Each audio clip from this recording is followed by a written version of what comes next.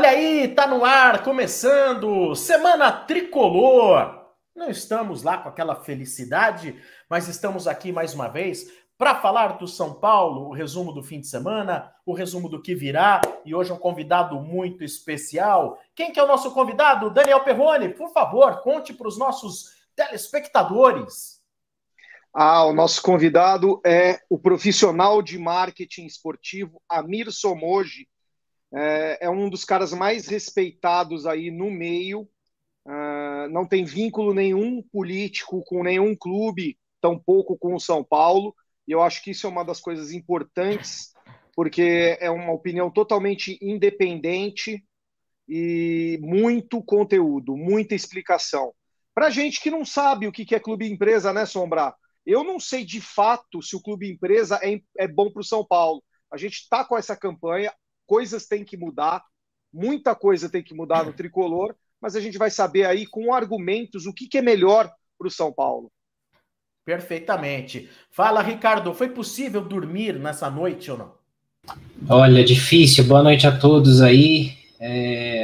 Até brinquei aqui antes, né, que ontem eu tava de folga. Acho que sem querer foi o melhor dia para tirar folga, porque foi impressionante, né? A gente dorme, a gente passa em claro, fica jogando FIFA para dar uma passada no tempo, mas não vai faltar assunto hoje, né? E principalmente aí com o convidado dessa noite, a gente vai poder tirar alguns mitos, né? Entender quais são os riscos, os benefícios dessa história toda de clube e empresa também, né? Claro, claro. Então, olha, preparem-se, hein? Daqui a pouquinho, Amir Somoji, especialista em gestão esportiva, marketing, né? Formado pela ESPM, estará conosco aqui, explicando tudo o que significa quando se fala de clube empresa, né?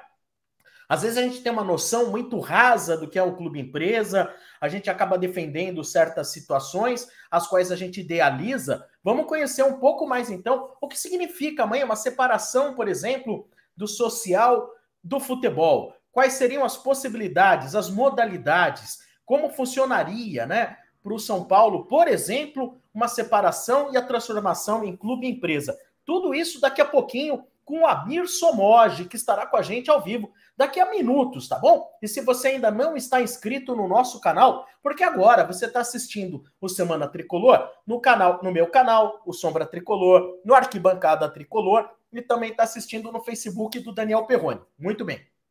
Em breve, quando a gente tiver cumprido todos os requisitos exigidos pelo YouTube, nós estaremos com o canal Semana Tricolor no YouTube. No rodapé, tá rodando aí embaixo, tá vendo aí? Inscreva-se no canal e tem um link bit.ly barra Semana Tricolor, com S maiúsculo e o T de tricolor maiúsculo também. E no descritivo, para quem está no YouTube, no descritivo aí embaixo tem o link também para você fazer sua inscrição no canal Semana Tricolor. Aí, em breve, estaremos fazendo este programa ao vivo pelo canal Semana Tricolor. Muito bem.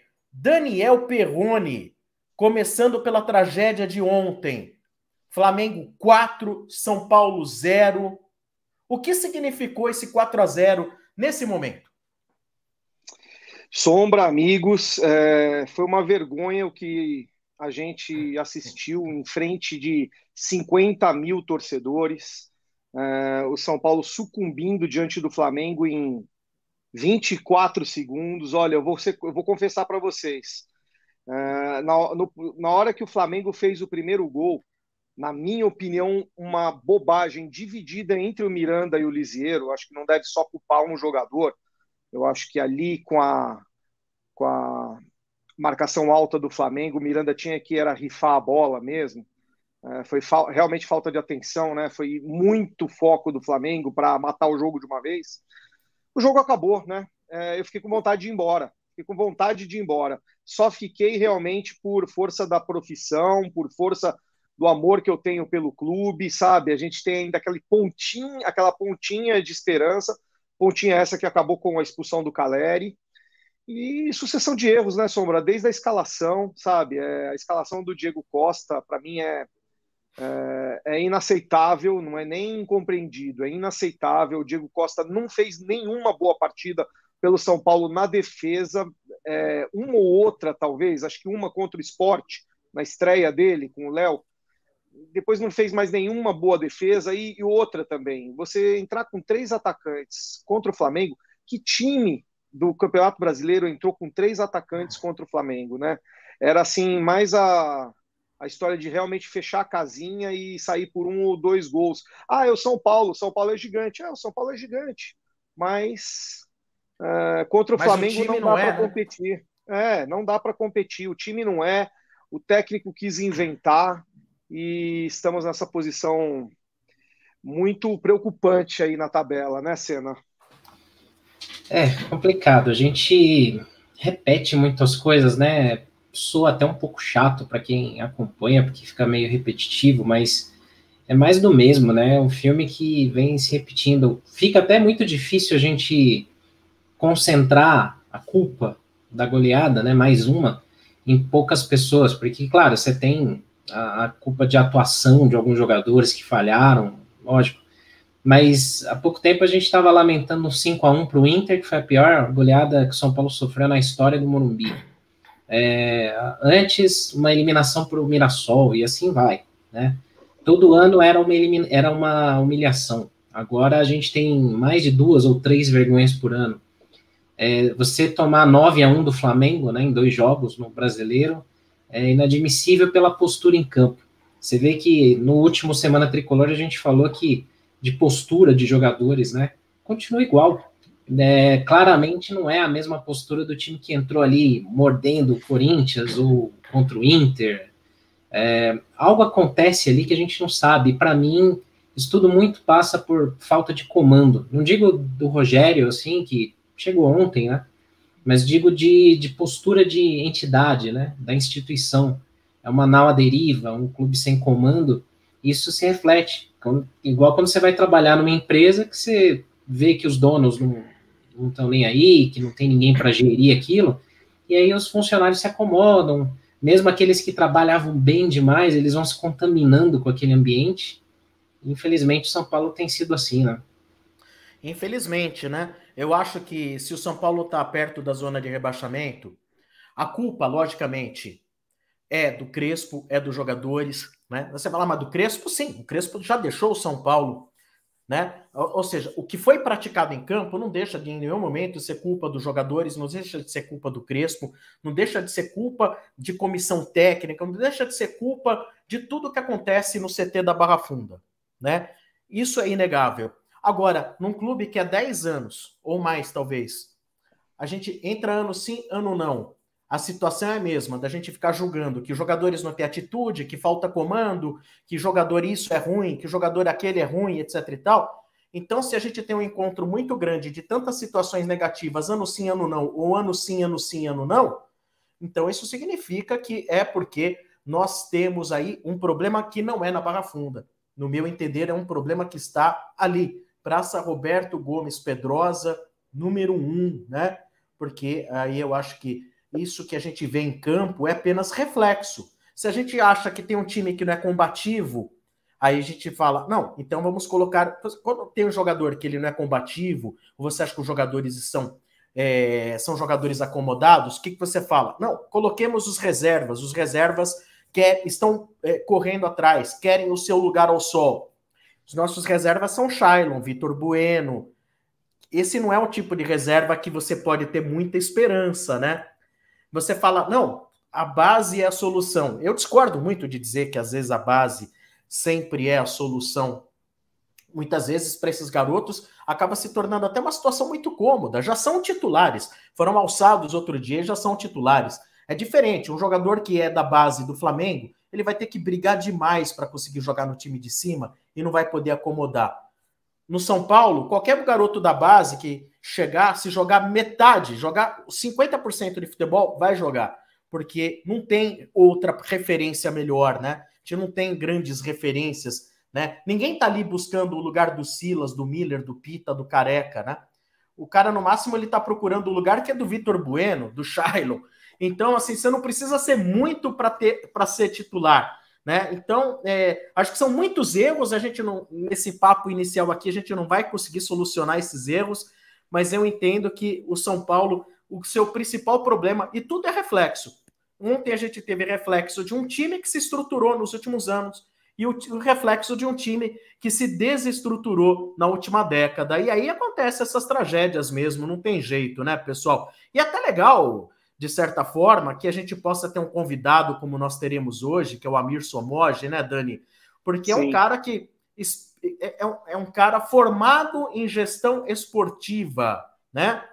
Então, tem muito a falar a respeito do assunto. Muito bacana que a gente vai ter o Amir Somoge por aqui, mas antes a gente tem que agradecer aos nossos patrocinadores, agradecendo aqueles que dão o nosso apoio. Para você que está aqui com a gente, vai fazer a sua pergunta, vai fazer a sua colocação, né? Também se você quiser participar com o seu superchat, fica o nosso agradecimento. Não esqueça de participar aqui, inscrevendo-se do canal Semana Tricolor.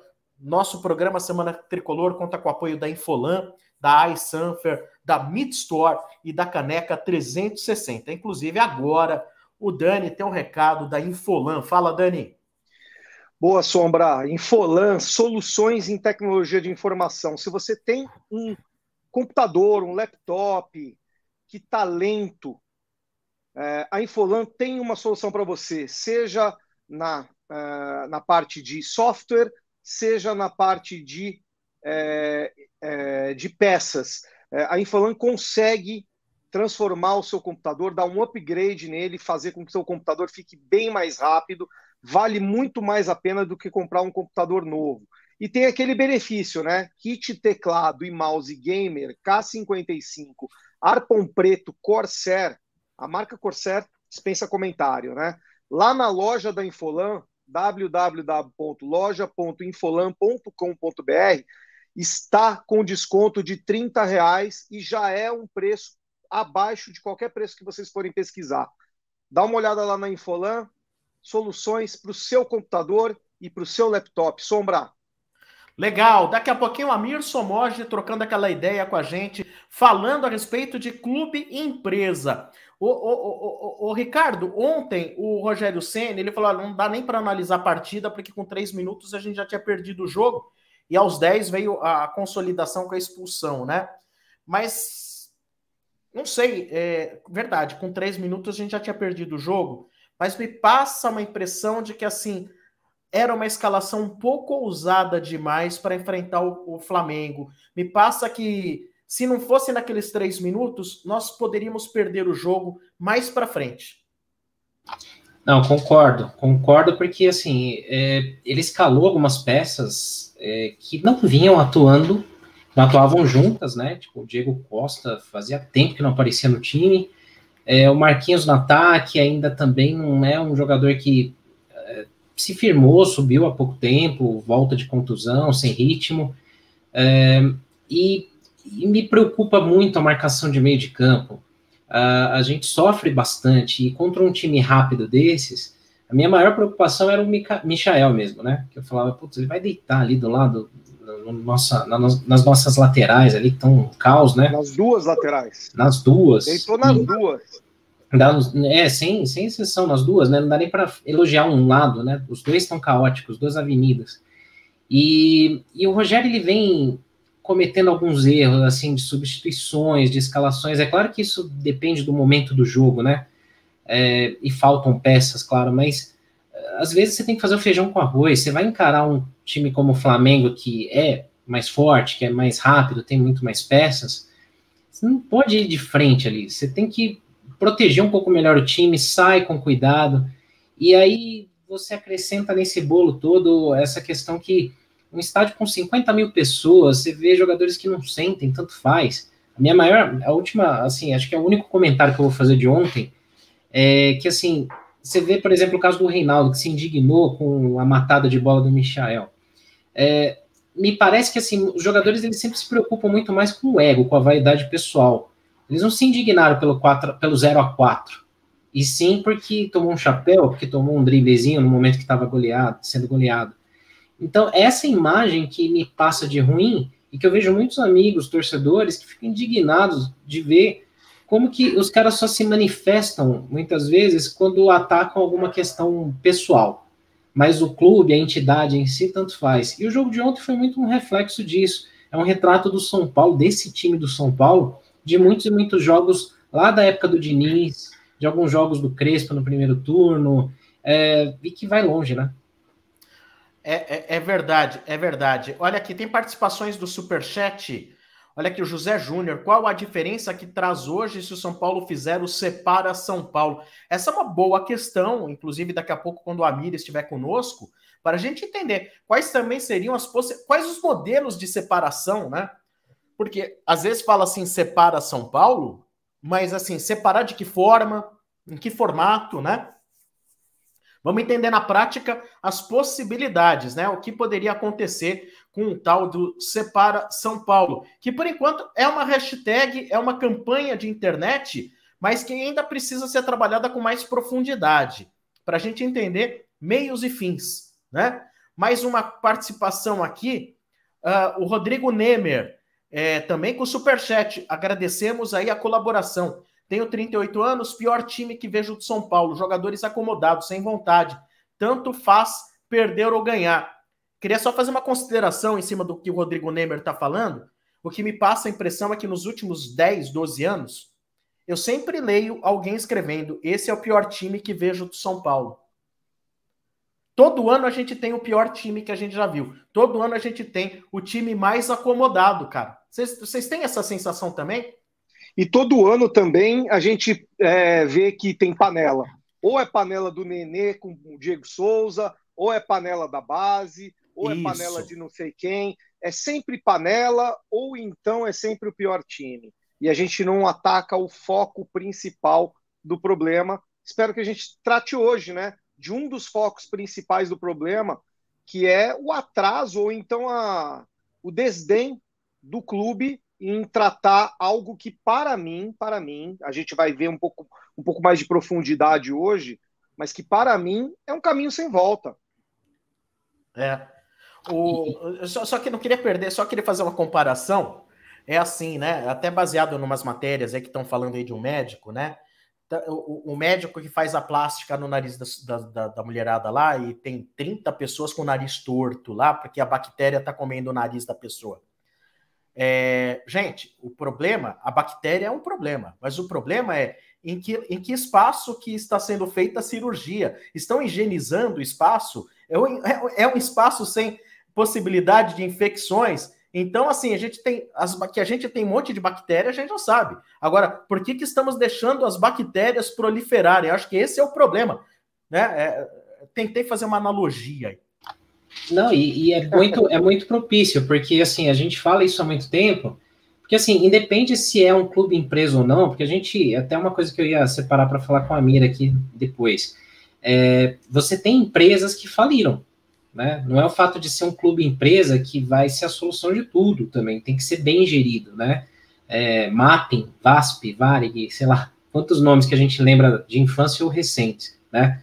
Mas, por exemplo, independente de ser um clube empresa ou não, você tem que ter pessoas competentes e gestão. Então, por exemplo, quando a gente fala aqui de panela, de jogador, que não sei o quê, mimimi, o cara deixa de correr, o cara fica com birrinha e tal, isso, em qualquer modelo que seja, se você não tiver um pulso firme, um comando na direção de futebol ali presente, que chegue e corta isso logo. Então, por exemplo, o fulano não gostou porque ele teve que treinar meia hora mais cedo, e agora o cara foi para o banco porque caiu de performance e os outros amigos dele pararam de correr. Quem tem a responsabilidade de identificar e de coibir isso é comissão técnica e diretoria de futebol. E há anos que isso vem acontecendo no São Paulo, e os personagens que passam ali, eu não estou dizendo que tem que ser alguém tipo, que vai meter a mão na porta do vestiário, vai sair xingando, não é isso. Mas ser cirúrgico, né? E a gente não vê pessoas que têm esse perfil de falar, putz, esse cara vai dar uma arrumada, né? Precisa de bagagem. Isso é muito importante. O São Paulo não pode ser clube para serem feitas experiências. Olha, o Amir já está chegando. Antes do Amir falar com a gente, né? Daniel, você tem um recado da iSanfer também, não tem não? Tenho sim. A iSanfer é o nosso segundo apoiador e é da área da educação. A iSanfer invista em seu crescimento pessoal e profissional. É uma instituição sem fins lucrativos que visa o desenvolvimento do ser humano potenciando seu desempenho e bem-estar. Tem bastante curso, tem um curso, por exemplo, de coaching de emagrecimento, e todos os cursos estão com 20% de desconto em todos os planos. Cupom iSanfer Tricolor 20%. Passem lá, isanfer.com.br, instagram.com Instituto Sanfer, e procurem saber um pouco mais sobre o iSanfer. Sombra. Boa, então tá aí o cupom iSanfer Tricolor 20%, hein, gente? Usando esse cupom, você vai ter os 20% de desconto, muito bacana. Vamos receber, então, o Amir Somoge. Tá na tela com a gente. Um prazer ter o Amir aqui, especialista em marketing e gestão esportiva. Seja bem-vindo, Amir. Muito boa noite. Olá, Sombra. Obrigado pelo convite. Perrone, Ricardo, Senna, prazer estar aqui e poder falar um pouco sobre essa que é uma tendência irreversível da profissionalização da administração do futebol. Não sei em que modelo, mas obviamente que esse modelo associativo, eu sempre falo isso, se exauriu, né? Então a gente precisa encontrar um novo modelo que não é esse político, que a cada 2, 3 anos muda tudo. Então acho que é sobre isso que a gente pode falar um pouquinho, né?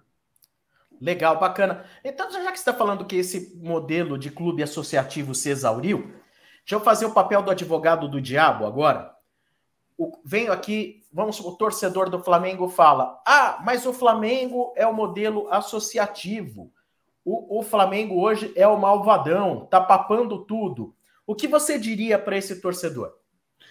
Eu acho que tem várias questões. Eu até preparei um material com relação aos 4 finalistas das competições Sul-Americana, e o que a gente percebeu? Que tanto Libertadores como a Copa Sul-Americana, não é porque o Brasil tem um PIB muito grande, ou porque ele fatura muito mais que os times argentinos ou colombianos que estão lá. Estão 4 modelos bem administrados do futebol brasileiro. O Corinthians não está, o São Paulo não está, Cruzeiro, Santos, podemos listar os clubes que ganham tanto ou um pouco menos, né, do que de repente um Flamengo e não estão. Então, efetivamente, o Flamengo fez um bom trabalho. Só que quando a gente olha para o Flamengo, ele gasta muito. O marketing do Flamengo é criticado pela própria torcida, ele tem um engajamento altíssimo, o próprio São Paulo também, mas em termos de marketing esportivo, lota a camisa de uniforme, faz a mesma coisa que todo mundo. Então o Flamengo, para virar e embicar para baixo, como aconteceu com o Corinthians, mais recentemente com o próprio São Paulo, não é difícil, porque o modelo político, vamos supor, vem uma eleição. O próprio presidente do Flamengo, que é um gestor, ele não é tão bom em outras áreas, o próprio futebol, ou outras áreas mais especificamente sobre ESG, sustentabilidade, quer dizer, então, questões assim polêmicas, né, muitas vezes que ele acabou se envolvendo, e o Flamengo efetivamente não é sólido o suficiente para dizer, não, ele vai vencer todas as competições, tanto é que ele está sofrendo, ele contrata técnico, demite técnico, então não é diferente, na minha opinião, de outros modelos de clubes, e assim, o Flamengo fatura muito, mas gasta muito, então no ano da pandemia, que todos os clubes sofreram, o Flamengo foi um dos que fechou com mais de 100 milhões de prejuízo. Então, enquanto o Grêmio não, o Atlético Paranaense não. Então, podemos falar um pouquinho sobre isso, mas, indiscutivelmente, o modelo associativo, ele traz benefícios fiscais. Então, eu vou vender um jogador e não vou pagar tributo. Pô, isso faz uma diferença. Aí você vai lá e contrata um jogador e paga 1 milhão por mês para ele com o dinheiro que você arrecadou. E também não adianta. Então, esse modelo de jogar para a torcida, contratar os jogadores que a torcida quer ouvir, e não que seja bom para a administração do futebol ou do clube, o que eu ouvi no Rio Grande do Sul, eu perguntei como é que o Grêmio, tão sólido, tão bem administrado como vinha, vai para uma segunda divisão, e eles falaram, porque o futebol ficou sucateado. Então isso não é gestão de empresa, você entregar na mão de um treinador, o treinador vai embora e tudo acaba. Isso aconteceu com vários clubes do Brasil. Então eu acho que esse modelo de clubes que faturam 400 milhões, 500 milhões, não dá mais para ser gerido a cada 2, 3 anos com um político que vem com interesses muitas vezes eleitoreiros ou só de vaidade. O que eu mais escuto em reuniões não, mas eu quero devolver para o meu pai a promessa que eu fiz de ser presidente do São Paulo, do Corinthians. Pô, eu não quero isso para o meu clube. Eu quero gestão absolutamente profissional. Muito bem. Por favor, Ricardo Senna, creio que você deve ter questões, também o Dani. Vamos explorar ao máximo o Amir Somoge, que é um cara que tem muita coisa boa para passar para a gente. Legal. Eu tenho algumas perguntas, mas eu vou começar uma até do chat aqui, que veio do Alexandre Ribeiro, que eu achei legal. Que assim, começar do começo, né? Primeiro, boa noite, Amir. Prazer falar com você aí, receber você aqui no Semana Tricolor. Pensando que, assim, é um caminho, né, que a gente vê que todos os clubes vão ter que tomar em algum momento. Qual que seria o primeiro passo para o São Paulo, de repente, entrar nesse modelo? Que tipo de análise tem que ser feita? Um clube como é o São Paulo, no formato que ele qual é o primeiro passo que tem que ser dado e quem tem que dar esse passo? Bom, vamos lá. A primeira questão é, o São Paulo nos anos 2000 já liderava praticamente em todos os rankings, análises, então ele já podia ter liderado esse processo, que ele não liderou, ele perdeu essa oportunidade de ser não só o clube que tinha boa gestão e bons patrocínios, mas também um clube que tivesse seguido para o caminho do clube empresa, porque já se fala em clube empresa no Brasil desde o começo da década de 90, teve a Lei Zico em 93, depois veio a Lei Pelé em 98, meio que obrigando os clubes, e eles conseguiram derrubar isso, mas em 2003, novamente, com a lei de moralização, quer dizer, você tem um processo parecido com o que aconteceu na Europa. O problema é que aqui no Brasil a gente adora pegar as exceções, que é o caso de Real Madrid e Barcelona. Realmente, Real Madrid e Barcelona não são empresas. E o caso do Barcelona é emblemático. Veio um presidente, geriu mal, e o clube hoje está em bancarrota, o clube está falindo. O clube hoje não tem competitividade dentro de campo, perdeu seu principal jogador, fatura menos que outros clubes, né? Ele está sofrendo. Então, prova-se que Real Madrid e Barcelona não devem servir de modelo. Mas nós seguimos essa linha. Agora, o que o clube tem que fazer é estudar internamente o que é bom para ele. Então, vou dar um exemplo. Qualquer especialista em marketing, gestão esportiva, pensa... Eu sempre que eu assisto um pouco o que os meus pares falam e o que eu fico chocado. Todos falam com essa panaceia de vender o time para o Catar. Vem um russo bilionário. E quem ama o clube, a maior preocupação dele é o ownership, que é o quê? Eu não quero entregar o clube que eu amo para um magnata russo, por mais que isso seja bom para eu ganhar título. O que eu quero? Eu quero que o meu clube se reestruture. Então, quais são os caminhos jurídicos que o mercado oferece para que eu possa, de repente, me profissionalizar, virar uma SA, mas não perder o controle? Quer dizer, que o associado do São Paulo saiba que no final, lá no final do ano, ele vai receber um relatório, vai ser convidado para um evento, para ele poder saber o que está acontecendo de bom com a gestão da empresa que ele é dono. Porque no final, o modelo que eu defendo para o São Paulo, que é esse modelo alemão, não precisaria nem dessa SAF.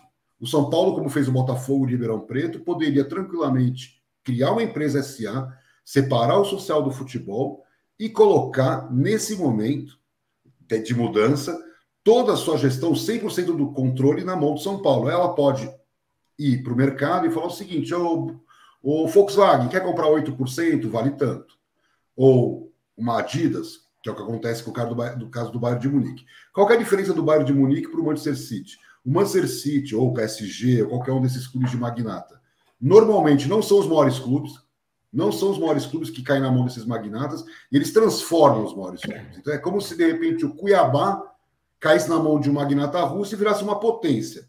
Agora, quando a gente olha para um São Paulo, para um Flamengo, para um Corinthians, não dá para você olhar com o mesmo viés que seria um Paulista de Jundiaí, ou um Ituano, ou um Figueirense. Então, eu entendo... Diga.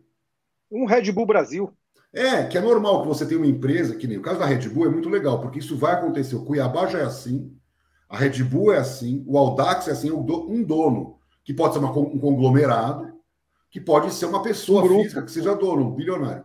Nas minhas apresentações eu mostro que é hype, é modinha entre os grandes bilionários e atores terem um share de um grande time. Então, por exemplo, o LeBron James é acionista do grupo que é dono do Boston Red Sox e do Liverpool. Pô, isso aqui é glamour para o projeto e ele entrega um pouco da imagem dele, mas ele é dono, proprietário. Então, o São Paulo poderia vender para o Abílio Diniz 10%.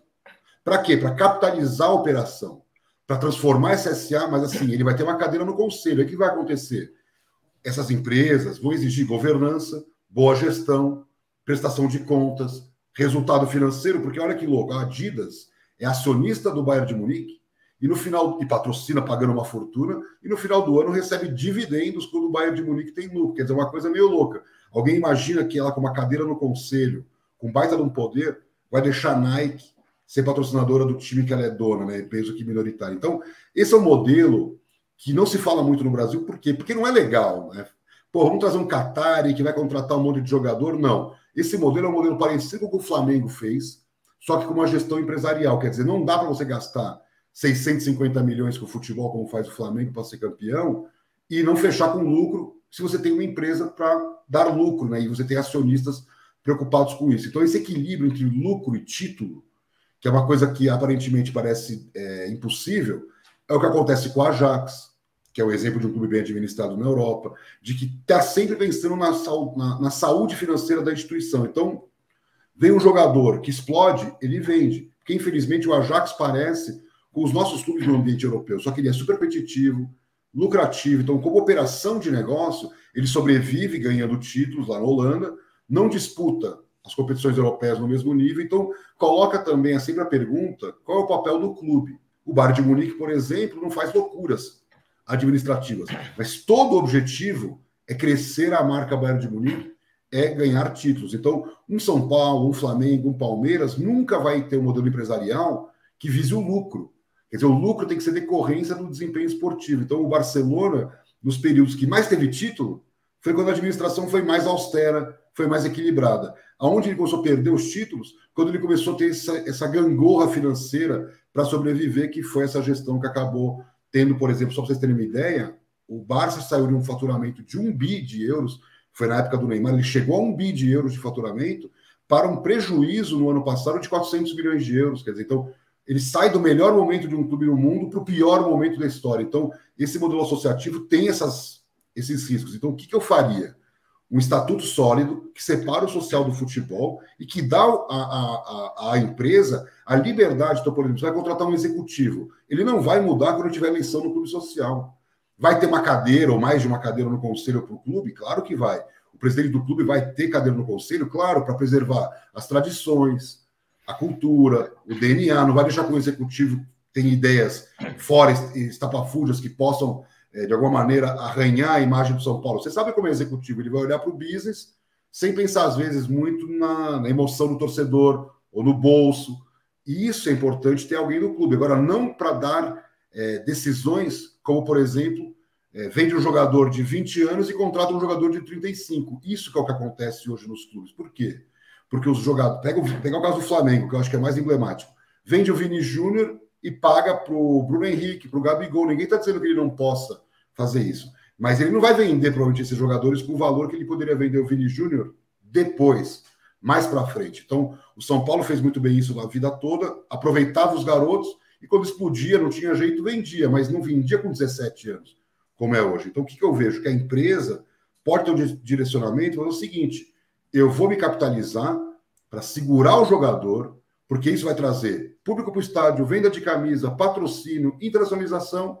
E aí eu vendo jogador, é natural que o próprio Real Madrid vende jogador, o Barcelona não vendeu o Messi, o Neymar, então é normal você se desfazer de um jogador em algum momento, mas não como foco do negócio. Então a empresa vem para trazer também esse substrato econômico, financeiro, que permita tomar decisões como, por exemplo, se o estádio está obsoleto, ter dinheiro em caixa para poder entrar de sócio num projeto de estádio e não ficar com o pires na mão, como muitos clubes fazem, ou na questão do marketing. Então, assim, muitos clubes foram campeões. Eu sempre falo isso. O Chelsea, quando o Abramovich comprou o Chelsea para transformar ele na potência que ele é hoje, o São Paulo já era bicampeão do mundo.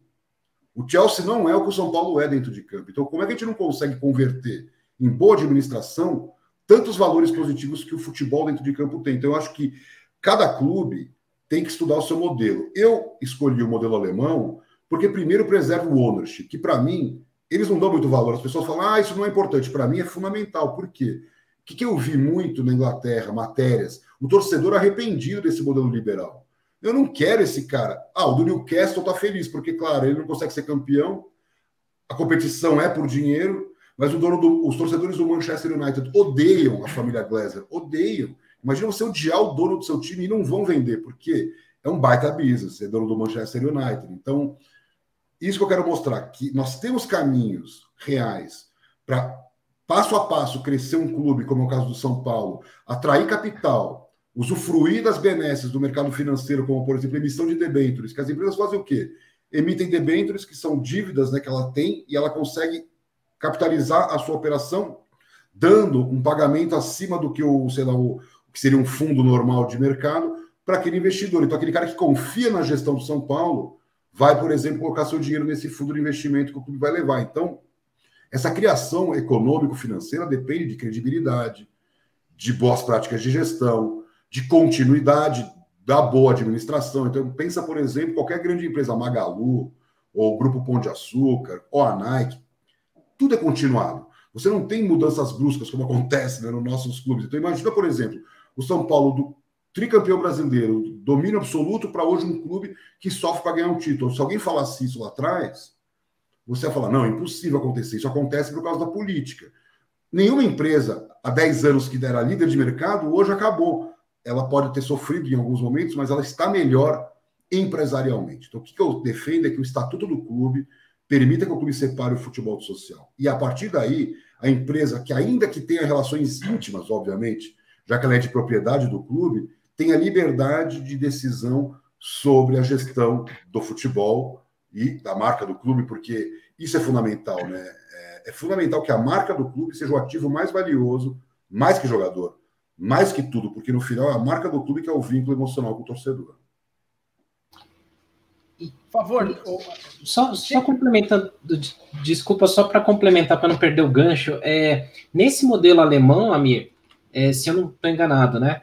51% das ações sempre ficam com o clube, né? O clube ainda é o majoritário.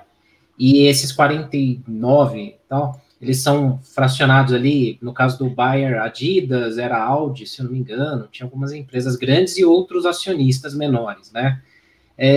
No caso de uma decisão importante no clube, por exemplo, uma contratação de grande vulto, assim, de grande nome, né, de grande peso, o clube ele ainda tem que passar por uma aprovação do clube, como você falou, para não perder as tradições. O cara quer mudar o logotipo do clube, a uniforme, não tem que passar por uma aprovação do clube, né?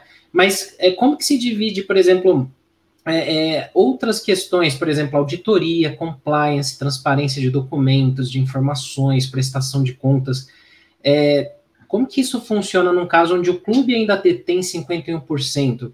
Porque eu estou imaginando um modelo desse no São Paulo, por exemplo. Você tem lá a galera que administra hoje o clube, que é tão criticada. Aí, digamos que o São Paulo, por algum milagre da história, aprove um modelo como esse do Bayer. Eles ainda vão deter 51%. Como que funciona essa parte, principalmente de transparência de documentos e tal? Eu acho que são várias questões. A primeira questão é qual é o modelo alemão em relação aos outros. O modelo alemão não permite que um russo ou um árabe vá lá e compre o Bayern de Munique. Não permite. Só tem duas formas de você ter um clube na Alemanha. Ou você é um clube e se estrutura como uma SA, que é o caso do Bayern de Munique, e você detém mais de 51% das ações, quer dizer, 50% mais um, no mínimo. O Bayern de Munique, nesse momento, detém 75% das ações. Então, quer dizer, ele é majoritário. Quem é majoritário? O clube, dentro de uma empresa SA. Então, o Bayern de Munique tem 75%, a Adidas tem 8%, a Audi tem 8,3%, a Audi tem 8,3% e a Allianz tem 8,3%. Então, eles chamam de AAA. São as três tops empresas alemãs gigantes que detêm pequenos pedaços do clube e detém o quê? A cadeira no conselho. Quem determina auditoria, contratação, ações de marketing, se vai excursionar na China, é o conselho de administração. Como todas as empresas, coisas do dia a dia, corriqueiras, a diretoria executiva toca. Coisas estratégicas que determinem investimentos muito pesados, vai para o conselho de administração, que normalmente está o CEO, o VP corporativo da companhia e mais outras pessoas. No caso do Bayern de Munique, Adidas, Audi e Allianz, e representantes do clube. Você tem, por exemplo, o Rummenigge, por exemplo, que era o CEO do clube durante muito tempo. Eu li um livro que contou a trajetória do Bayern, que o Rummenigge começou como ele, o grande ídolo do time, começou como estagiário na área comercial. Imagina, o cara fazendo um trabalho de marketing, ele rodou por todas as áreas do clube para virar presidente, porque o Bayern de Munique, como os nossos clubes, tem essa coisa de não perder sua tradição, então ele foi e capacita. Então, é uma visão que eu acredito muito para os clubes brasileiros. Por quê? Hoje o Bayern detém 75%. Ele ainda tem mais de 20 e tantos por cento que ele pode se desfazer, que isso são bilhões que ele pode ser capitalizado. Então, esse é o modelo alemão. Agora, quando a gente vai, por exemplo, na Itália, Inglaterra, muitas vezes você tem um grupo familiar, que é o caso do Fiat, por exemplo, da Juventus, ou era o caso do Berlusconi, né, com o Milan, ou o Moratti lá na Inter, que os caras são uma holding familiar. Nós não queremos isso, mas a Itália é assim. Aí você vai para Portugal, o cara que é o presidente do Benfica ou do Porto, é o cara que detém as ações, é o presidente ali da vez. Então, quando eu falo do modelo alemão, eu estou falando que assim, o clube continuará sendo dos seus sócios. O Borussia Dortmund foi para a Bolsa de Valores do modelo 50+1. Você pode ir para a Bolsa de Valores, que o São Paulo poderia ir para a Bolsa de Valores, então vai ter. Você pode comprar ações do Itaú ou comprar ações do São Paulo, como é na Itália, com a Juventus de Turim, por exemplo. Só que a questão é a seguinte: só funciona na Bolsa se tiver racionalidade, se a prestação de contas a cada trimestre ser positiva. Então, não dá para ficar com essas loucuras que acontecem nos clubes, que eles fecham com prejuízo num ano e no outro ano lucro. Prejuízo num ano, no outro ano lucro. Por quê? Vendeu um jogador. Então, a operação recorrente, como de uma empresa, teria que ser superavitária sempre. Então, essa é a grande discussão. Por quê? O time pode estar lá em quinto, sexto, pega o Atlético Mineiro. O Atlético Mineiro antes, o Atlético Mineiro depois. Ele tem uma dívida hoje de 1,3 bi, financiada pelos magnatas, né, que estão envolvidos no clube, e no final ele está ganhando títulos, ou vai ganhar títulos, o faturamento vai crescer, mas não vai equilibrar. Vai ficar sempre dependendo desse investimento, como aconteceu no Manchester City, como aconteceu no PSG, como aconteceu no Chelsea. O Chelsea vale mais de 3 bi, mas o Abramovich botou mais de 1 bi. Quer dizer, o Abramovich tem 10 bi de patrimônio e botou 1 bi dentro do Chelsea, só que ele transformou um clube que valia 100 num clube que vale 3 bi. Então, na hora, se ele quiser vender, ele vai ter um baita lucro. Que eu até comentei com o Perrone, o futebol é um baita negócio. Você compra um clube que nem o Chelsea, por 100 milhões, e transforma ele numa potência de 3 bi, cara, só uma startup, né, uma Apple conseguiu algo similar. Então, o futebol, você pega o São Paulo e aplica o modelo alemão e deixa o gestor trabalhar na área de marketing, internacionalização. Que o que eu falo é o seguinte: os clubes brasileiros conquistaram títulos em campo e não construíram disso um legado internacional para sua marca, como fez o Barcelona. O Barcelona não está aqui no Brasil, ou o Real Madrid não está lá nos Estados Unidos, fisicamente jogando nos campeonatos, mas a marca dele está presente lá. Então, eu acabei de ler uma matéria, a La Liga vendeu por 1,2 bi de dólares os direitos de transmissão para o mercado americano. Quer dizer, eles primeiro foram para lá, construíram a imagem, e depois eles começaram a vender pesado. Quer dizer, você tem que fazer um trabalho de marketing primeiro, para valorizar o seu produto, seu ativo, e depois vender. Então, o que o São Paulo fez depois de ser tricampeão do mundo? Com as maiores histórias, né, os storytellings do São Paulo, contra os times que ele jogou, é indiscutível. Fez um livro. Então, fez um livro. Mas na visão europeia de gestão de marca, se entrega, eu sempre falo assim, entrega para o diretor comercial do Manchester United, ou do PSG, o São Paulo, ou o Corinthians. Cara com 30 milhões de torcedores ou 20 milhões de torcedores e nível de engajamento mais alto.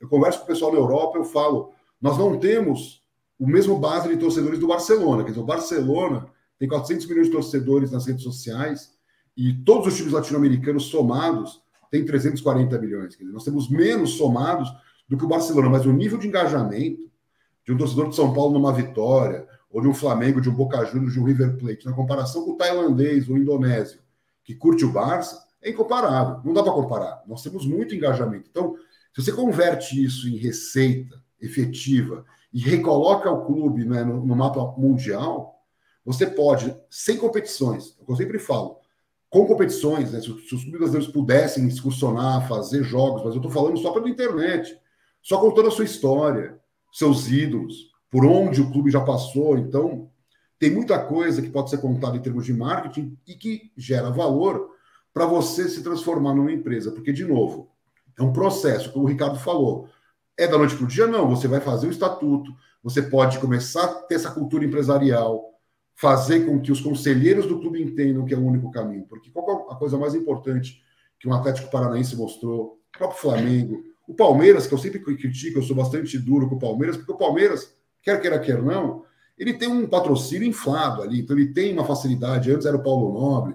Não foi uma história parecida com o caso do Atlético Paranaense ou do Flamengo, mas são clubes que se organizaram. Hoje o Palmeiras tem uma dívida fiscal baixa, como é o caso do São Paulo. Ele tem essa dívida que foi criada pela Crefisa, mas que hoje, com a volta do público dos estados, ele volta ao equilíbrio econômico financeiro. Então, o Palmeiras aproveitou dos 4 finalistas, né, do Sul-Americano. Sem dúvida, o Palmeiras foi aquele que mais se beneficiou de benesses. Mas você pega, por exemplo, o Atlético Paranaense, tem 1% da torcida brasileira. 1%. Quer dizer, ele está distante dos grandes clubes. Só que o caso do Atlético Paranaense, ele tem o mesmo índice de ativos, né, valores de ativos, estádios, CT, jogadores, que o Flamengo, que tem 17, 18, 20% da torcida. Então, o que eu quero mostrar é que a boa gestão também permite a um clube de menor porte se colocar no mercado com a boa gestão. Então, tentando trazer para o São Paulo, imagina a gestão do Petralha no São Paulo Futebol Clube. Qual seria o impacto dos ativos, do crescimento, né, da força futebolística? Porque, pelo que eu entendi, o sucesso do Atlético Paranaense também está dentro de campo, no modelo que eles escolheram para o futebol deles, de não endividar o clube para ser campeão e, com a boa gestão e com a boa estrutura que eles criaram, conseguir disputar bem as competições. Então, o que eu sinto? Que o modelo empresarial permite a um clube do tamanho de São Paulo, o potencial que ele tem, explorar ao máximo o potencial. Porque se os caras que estivessem no Flamengo, lá da época do Bandeira de Melo, tivessem hoje, o Flamengo não estaria tão alavancado. Então, existe também uns estudos que mostram até onde eu posso ir. E o que o Flamengo fez a conta? Pô, vou dar uma pressionada em custo aqui e isso vai me trazer resultado. Então, o São Paulo não pode, né, hoje, se dar o luxo de pressionar custos se ele está tendo ainda que se reestruturar economicamente. Então, esse é o problema. Se você não resolver logo essa sangria de não ter receita suficiente para ser esse gigante que é um clube brasileiro hoje, pega o caso do Corinthians. O Corinthians é um clube que não se sabe como ele vai sobreviver. Ele tem um bi de dívida, ou mais, porque não se sabe ainda o tamanho da dívida, um bi de dívida só do clube, sem contar o estádio. E para piorar, ele não para de gastar. Então, qual é o grande problema desse modelo? Alguma hora vai para uma segunda divisão, que nem o Vasco, e não consegue voltar. Ou que nem o Cruzeiro não consegue voltar. O Cruzeiro estava brigando, depois de ter sido super campeão, para não ir para uma terceira divisão. Então, não é o que vai acontecer com o São Paulo, porque as dívidas estão em outro nível, mas o São Paulo precisa encontrar o caminho da gestão performática, quer dizer o seguinte, performance econômico-financeira.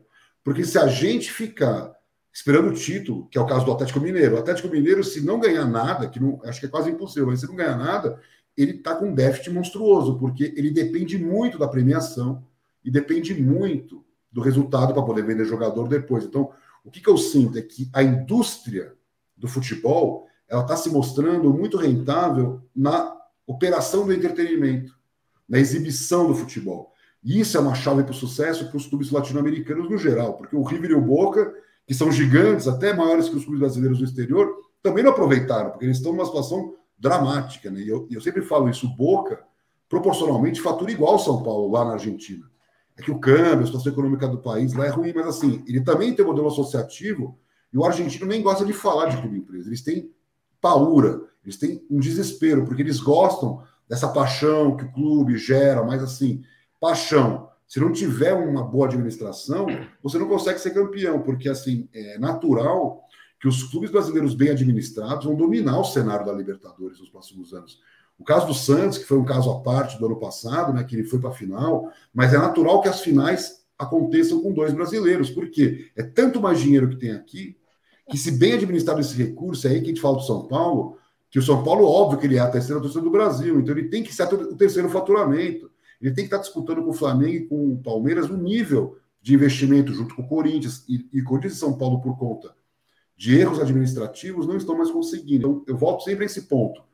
Seria lindo se a gente pudesse ter 10 Barcelonas, 10 Real Madrid aqui, mas nós não temos maturidade, na minha opinião, para os políticos que tomam o poder e ganham, sei lá, um clube de 400, 500 milhões, falta maturidade para que essas pessoas coloquem o clube nos eixos. Vê o caso do Grêmio, pelo que eu entendi, o Grêmio errou porque um presidente que vinha acertando muito errou, e aí quando ele erra, é bancarrota, como é o caso do Barcelona, porque um clube hoje de 400, 500 milhões não dá para ser gerido como nos tempos da década de 80, que você fazia de tudo para o time ser campeão e tentar fechar no azul. Dani, Amir, por favor.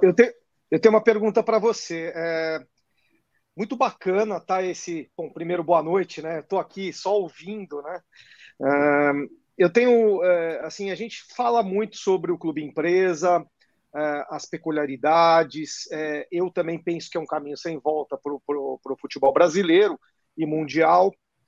E há uma discussão entre os torcedores do São Paulo que dá conta que a coisa tem que vir de fora para dentro. De dentro para fora, essa conscientização não existe. dentro do conselho não existe essa conscientização. Os sócios do São Paulo, a grande maioria dos sócios do São Paulo, não tem conhecimento para poder reivindicar do conselho tais atitudes, né? Um posicionamento novo em relação ao clube empresa, a separação do social do profissional. Então, muito se fala de que os influenciadores de fora, né, devem impactar uma consciência coletiva em torno do clube empresa. Na minha opinião, o maior influenciador que pode impactar isso é o Abílio Diniz, que você citou aqui. Qual seria o papel que você daria, que você, na história, se você pudesse comandar a história de uma transformação do São Paulo para clube empresa, você daria um papel desses ao Abílio Diniz, que é um São Paulino convicto e que é um dos maiores empresários do Brasil? E como você daria esse papel a ele de repente, liderar esse processo dentro do São Paulo? Bom, vamos lá. Eu acho que a primeira questão, até antes de falar do Abílio, com relação ao que aconteceu no Flamengo. O Flamengo juntou pessoas muito capacitadas, gente de mercado, flamenguistas, apaixonados, conselheiros, aquela coisa toda, montaram esse grupo e disseram o seguinte: ou a gente arruma o que está ruim, ou o Flamengo não vai mais voltar a ser o que era. Então, foi uma conscientização que durou bastante tempo. E o que eu achei legal no caso do Flamengo... Interna, né, amigo? Interna, usando a política do clube, quer dizer, sem invencionice administrativa. O Flamengo não quer virar empresa. Você perguntar para um dirigente flamenguista, ele não quer virar SAF. Para ele está bom desse jeito. Então, pensando friamente, você tem um Flamengo que pegou 4 ou 5 caras muito top, da gestão, finanças. Estou falando desde a época do Bandeira de Mello, Valinho Vasconcelos, caras que depois viraram VP de finanças. Depois teve o Cláudio Prakovnik, que é um cara super qualificado, virou VP de finanças. Então, pegando esses caras que são incomparáveis com o gestor comum de clube, botaram uma estrutura política e esses caras contrataram diretores executivos de primeira linha que deram uma cara que nós podemos discutir. Eu não gosto do marketing do Flamengo, acho que podia ser muito melhor, mas assim, cresceu o sócio-torcedor, cresceu o patrocínio, cresceu o licenciamento. Quer dizer, então, não era tão bom como é hoje porque teve gestão. Então, não foi só o tamanho, o gigantismo do Flamengo que trouxe esse tamanho de resultado. Então, olhando para o São Paulo, você pegar assim, 3, 4 grandes nomes, para não ficar só no Abílio, que montasse um grande conselho gestor de transição, que seria um nome, tipo, sei lá, a transição. Então, estudos, que eu tenho uma ótima relação com o pessoal do Ambiel e do Mansur, que fizeram os primeiros estudos, né, do São Paulo, mudando para a empresa, os impactos, mas assim, de fora, dificilmente vai acontecer, porque a estrutura política do São Paulo é das mais complexas do futebol brasileiro. Ela é quase um feudal ainda, né? É um feudo, você não consegue furar. Então, quem consegue furar? Assim como aconteceu no Flamengo, usa o ambiente político usado para o bem. Então, como é que você usa o ambiente político para o bem? Eu vou ganhar a eleição e eu vou ser, não o caso do Abílio, mas eu vou chamar esses caras. Então, pega 4 São Paulinos. Eu até acho legal, por exemplo, algum magnata do mundo da tecnologia, que é mais jovem. Então você pega, que nem, por exemplo, não tem o cara da XP, que é tido como um Midas, traz um cara aqui para dentro, porque o que eu sinto? Não precisa ser o cara do marketing ou o cara da gestão, é o cara que entende de negócio. Então, por exemplo, eu vejo muitas lives de grandes empresas, eu aprendo muito, porque o executivo está vivendo na prática os dramas, né, de digital, de vendas, de estrutura. Então, você aprende muito com caras que estão na linha de frente de grandes negócios. Então, assim, o cara que administra bilhões não vai ter nenhuma dificuldade de administrar milhões. Então, assim, qual é a minha opinião? Monta um grupo desse, com caras que são indiscutivelmente os melhores nas suas áreas, catequiza internamente dizendo o seguinte: o clube é o dono, o sócio é o dono, aí você começa a fazer prestação de contas. Assim, estou aqui viajando, mas no final dessa história, você tem acionistas, vamos supor, os sócios se transformam em acionistas. Aí faz que nem o Walmart faz nos Estados Unidos. Chama 60 mil caras que têm o direito de receber dividendos, sei lá o que for, e lota o Morumbi com show, não para ver jogo, prestação de contas, relação, né, com o investidor. Só que no estilo futebol, você pode fazer isso. É normal em mercados em que você não quer abrir mão do ownership, que você tenha que trabalhar muito fortemente a prestação de contas para a comunidade no modelo que seja criativo. Então, por exemplo, por que não fazer isso? Por que não tratar o torcedor como investidor mesmo? Então, o cara que comprar um pedacinho do São Paulo não vai só pensar nas ações e no lucro, porque não é isso que motiva. Todas as pesquisas mostram que a primeira motivação do torcedor com o clube, em qualquer situação, se é o season ticket, que é o carnê, se é uma camisa, é para ajudar o clube. O cara ama o clube, ele quer ajudar o clube. Não faria sentido, por exemplo, na pandemia, o cara continuar pagando as cadeiras que nem no Grêmio, no Inter, o cara pagando 300 pau por mês, sem jogo. Quer dizer, o cara faz isso porque ele sabe que aquela receita é fundamental para o clube sobreviver. Então, essa consciência de que eu estou ajudando o clube e o clube está devolvendo para mim em dobro, no triplo, porque assim, um clube bem gerido, ele dá resultado em campo, ok, é um grande benefício que o torcedor precisa. Uma estrutura empresarial que te dá experiência para você levar seu filho, para você ir com a sua esposa, para você viver a experiência fora do dia do jogo, num dia especial, ou uma churrascada para 50 mil pessoas no Morumbi, o cara paga o ingresso e vai curtir um dia de São Paulo fora do ambiente de jogo, ou no final do ano, ou na abertura da temporada, bancada por quem? Pelos patrocinadores, bancada por quem? Por uma grande estrutura de negócio. Então essa é a segunda motivação.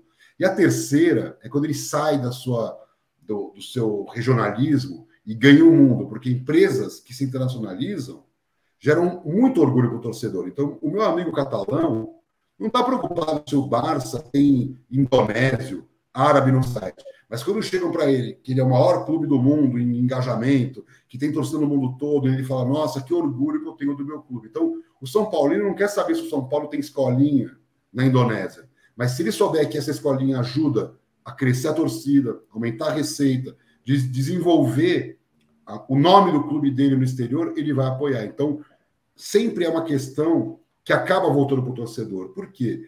O Barcelona ele é gerido para 90 mil sócios, para 100 mil sócios, só aqueles caras que estão lá no dia a dia do clube, representados por quem? Por 3 mil sócios compromissários. Então, agora traz para o mundo empresarial.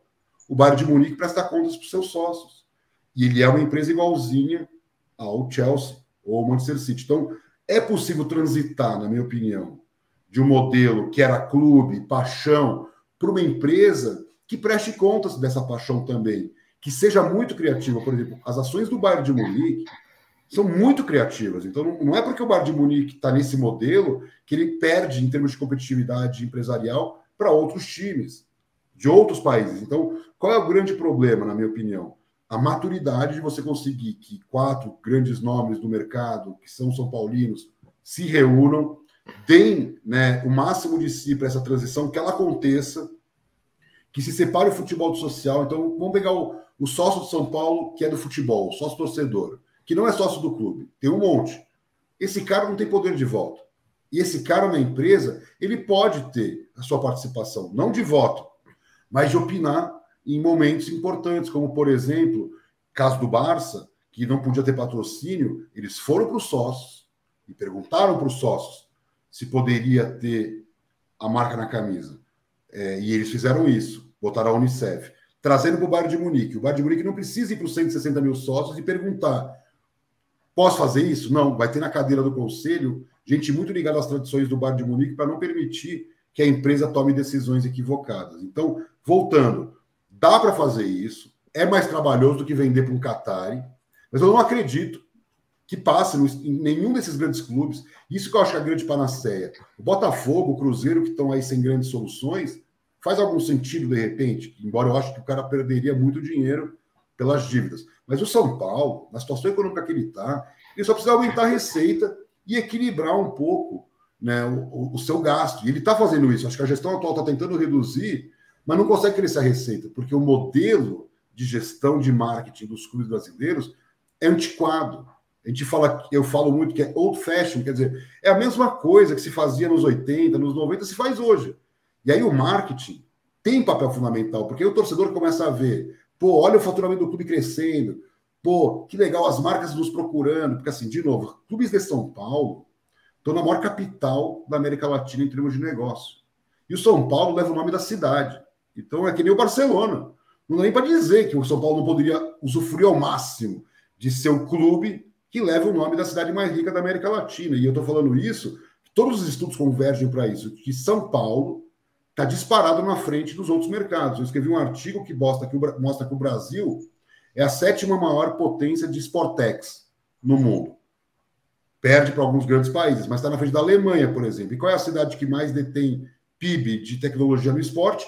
São Paulo. Então, não faz sentido, né, o Morumbi, por exemplo, não ser um epicentro de um hub de tecnologia, de hotel, centro de convenções, lojas, shopping, pista de patinação, boliche, mas isso acontecendo dentro de um contexto de negócio. E não colocar lá e ninguém usufruir daquilo ou ser não tão rentável quanto um shopping center. Então, assim, qual é a minha grande questão?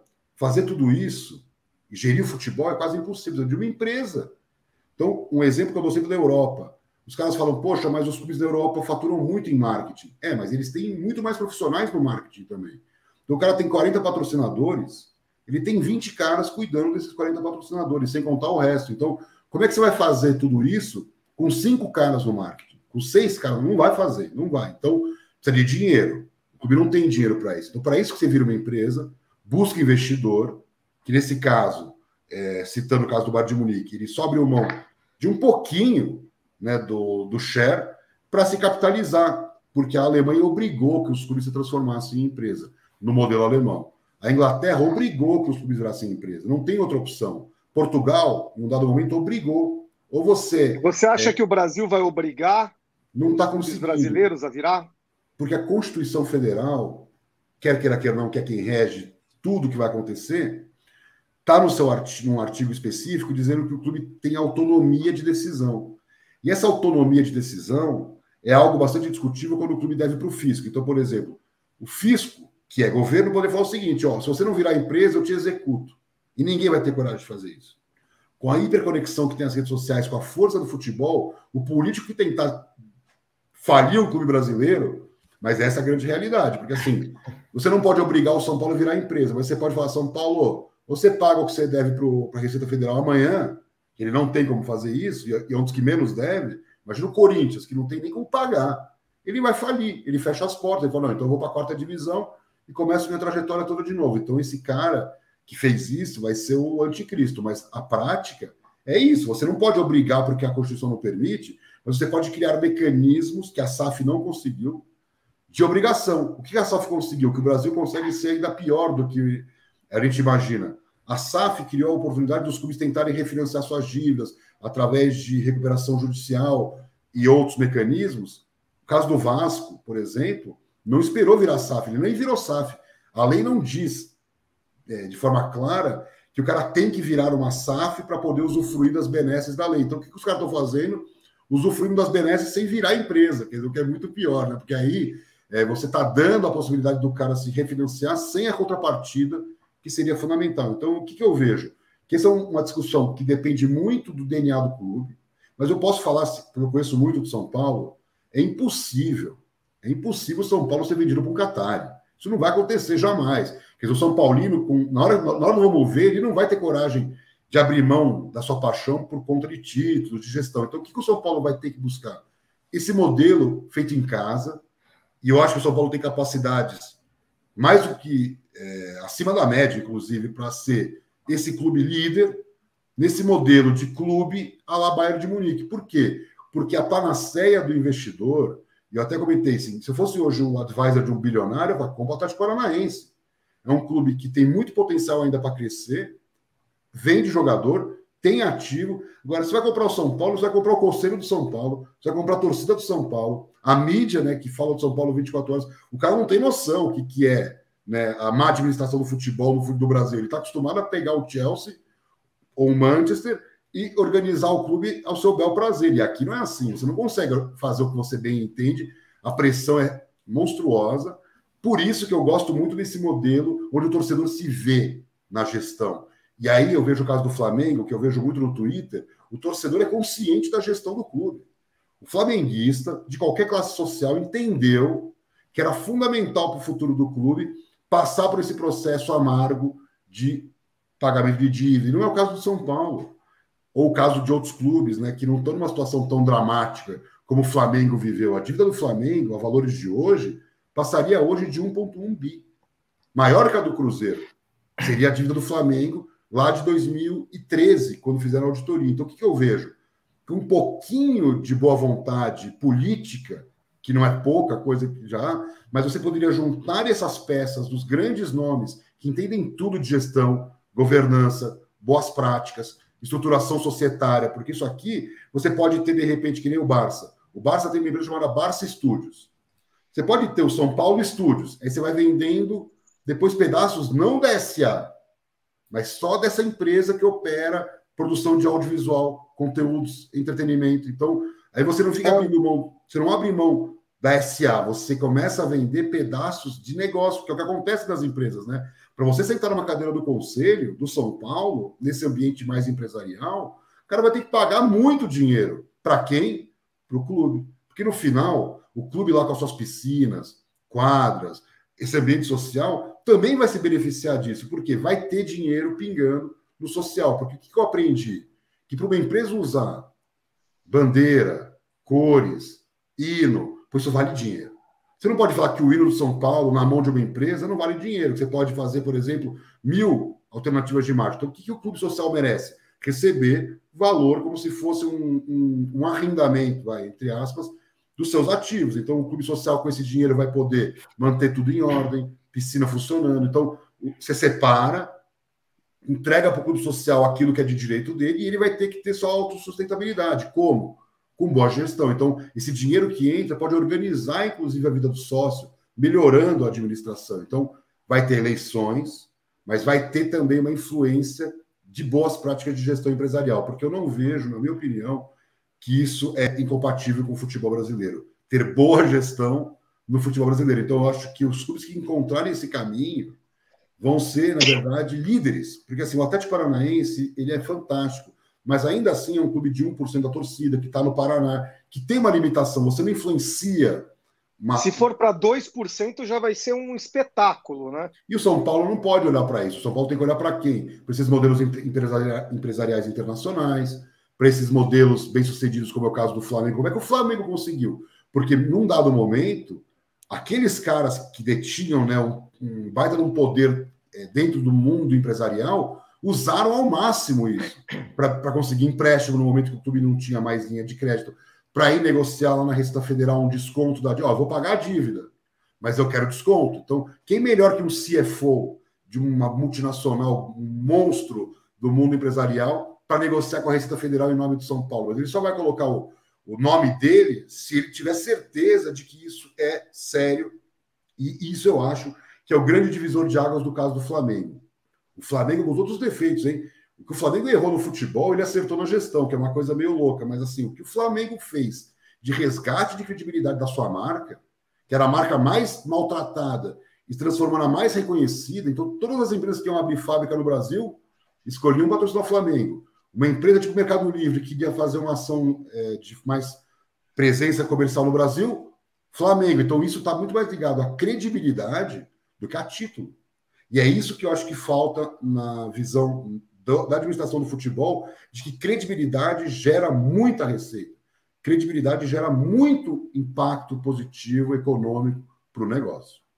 O Amir, bom, é um papo maravilhoso, né, que a gente está tendo aqui. A gente está tendo uma aula muito interessante a respeito dos formatos, né, da possibilidade de separação do social.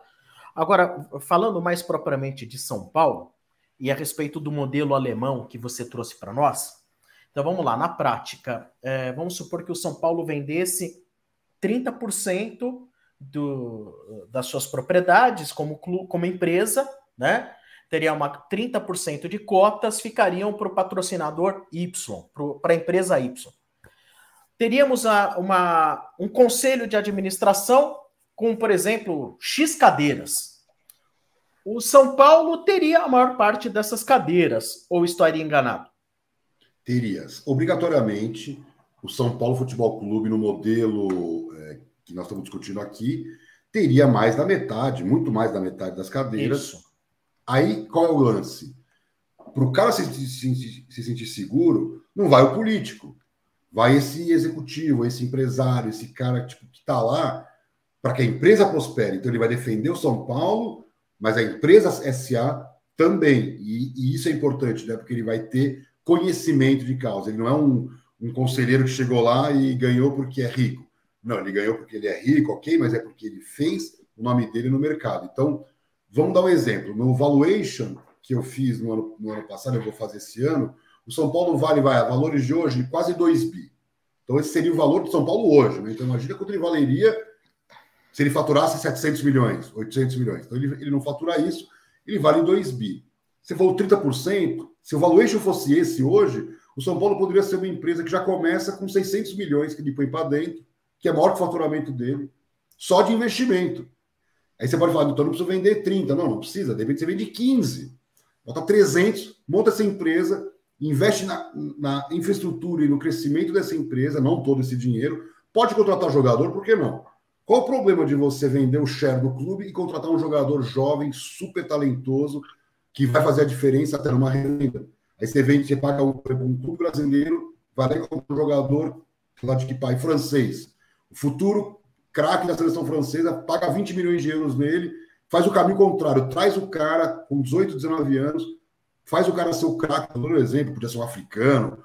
Por que o Brasil não entra no mercado e olha para o mundo como o mundo olha para o futebol? Então, às vezes, o africano que nós não colocamos para jogar é o cara que faz os gols dos títulos dos times europeus. Pode ver, sempre tem um africano craque no time, entre outros países. Então, o clube tem essa opção de olhar e não trazer mais o Dani Alves. Não vou trazer o Dani Alves, eu vou trazer o cara de 18, 19, 20 anos que vai explodir ainda, porque eu estou vendo e eu tenho dinheiro para contratar. Então, os clubes europeus se assustariam com essa pujança. E como é que você vai ter essa pujança? Gestão empresarial. Porque se você olhar para as empresas brasileiras, tem várias que saíram do Brasil, você pega a Tramontina, está valendo sobre a Tramontina. A Tramontina é uma empresa familiar. A Tramontina saiu de faturamento de 5 bi antes da pandemia para 8 bi. 8 bi de faturamento. Uma empresa lá da Serra Gaúcha. Então, se a Tramontina está em 60 países, por que o São Paulo não pode estar em 60 países? Né? Sei lá, a Ambev, hoje, fusão de duas empresas que compraram, por exemplo, a Budweiser. Quer dizer, hoje, entre aspas, os fundadores da Brahma são os donos da Budweiser. Quer dizer, então, por que nós temos essa capacidade toda no mundo empresarial e não no futebol? E o PSG consegue. E o Manchester United consegue. Porque as pessoas que estão gerindo o futebol lá estão gerindo igualzinho são geridas as empresas lá. E é isso que está faltando. Então, essa conexão, na minha opinião, entre você ter uma boa administração e aproveitar ao máximo que o futebol produz, quer dizer, de novo, o futebol é incrível do ponto de vista econômico. Quando você tem, né, clubes que crescem tanto, né, do ponto de vista financeiro, como é o caso do Manchester City, o Manchester City está numa holding que vale 5 bilhões de dólares.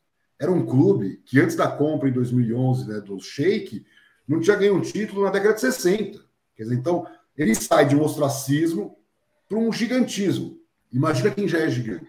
Que é o caso do Manchester United, da Juventus de Turim, do Bayern de Munique, que não precisa ter o aporte absurdo de um magnata para se transformar num gigante do futebol. Já é um gigante e bem administrado, dá saltos. E eu falo do Bayern de Munique sempre porque o Bayern de Munique compete com os petrodólares, com uma gestão absolutamente austera, equilibrada. E o que eu sempre falo, que o grande desafio é que nós não somos a Alemanha. Mas o Atlético Paranaense seguiu um pouco esse caminho e agora está indo, né, para uma linha de transformar em SA e abrir capital. E, de repente, qual é a conta dele?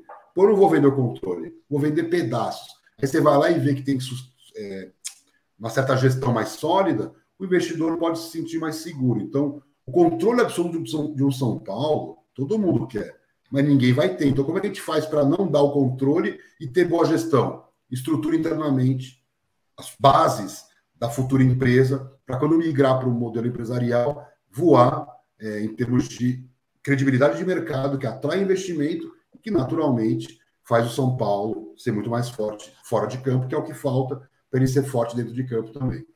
É que quando eu tava falando... Só um minutinho, Daniel, que ainda em relação à resposta dele, é que em relação a essa questão de cadeiras do Conselho de Administração, veja bem, eu vou fazer uma colocação aqui, e sou totalmente a favor ao futebol empresa, inclusive nesse modelo que você coloca.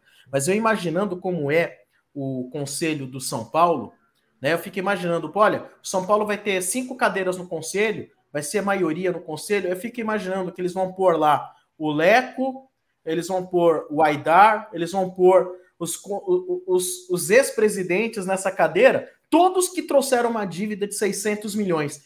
E isso me assusta, né?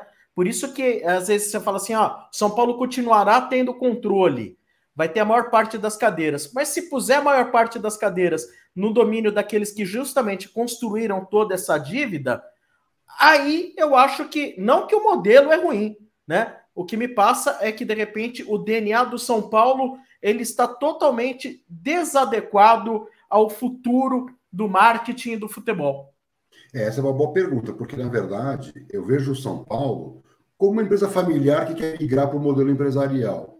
O que faz o familiar? Sai da operação, entrega para o executivo, que ganha bem e vai ser cobrado por resultado, e essa família vai para o conselho de administração. Então, por essa lógica, o Leco ou o Aidar iria para a cadeira do conselho. Mas qual é a grande jogada dessa história? Esse modelo de transição do político para o político capaz. Então, assim, o Abílio Diniz pode ficar na cadeira, o Leco não. Então, criar como se fosse um sarrafo bem elevado, dizer o seguinte, cara, só vai sentar nessa cadeira em nome do São Paulo quem realmente tiver capacidade de interlocução com o cara que vai comprar 10%. Vamos supor que o Itaú compre 10% e o filho do Setúbal fica na cadeira do Conselho do São Paulo.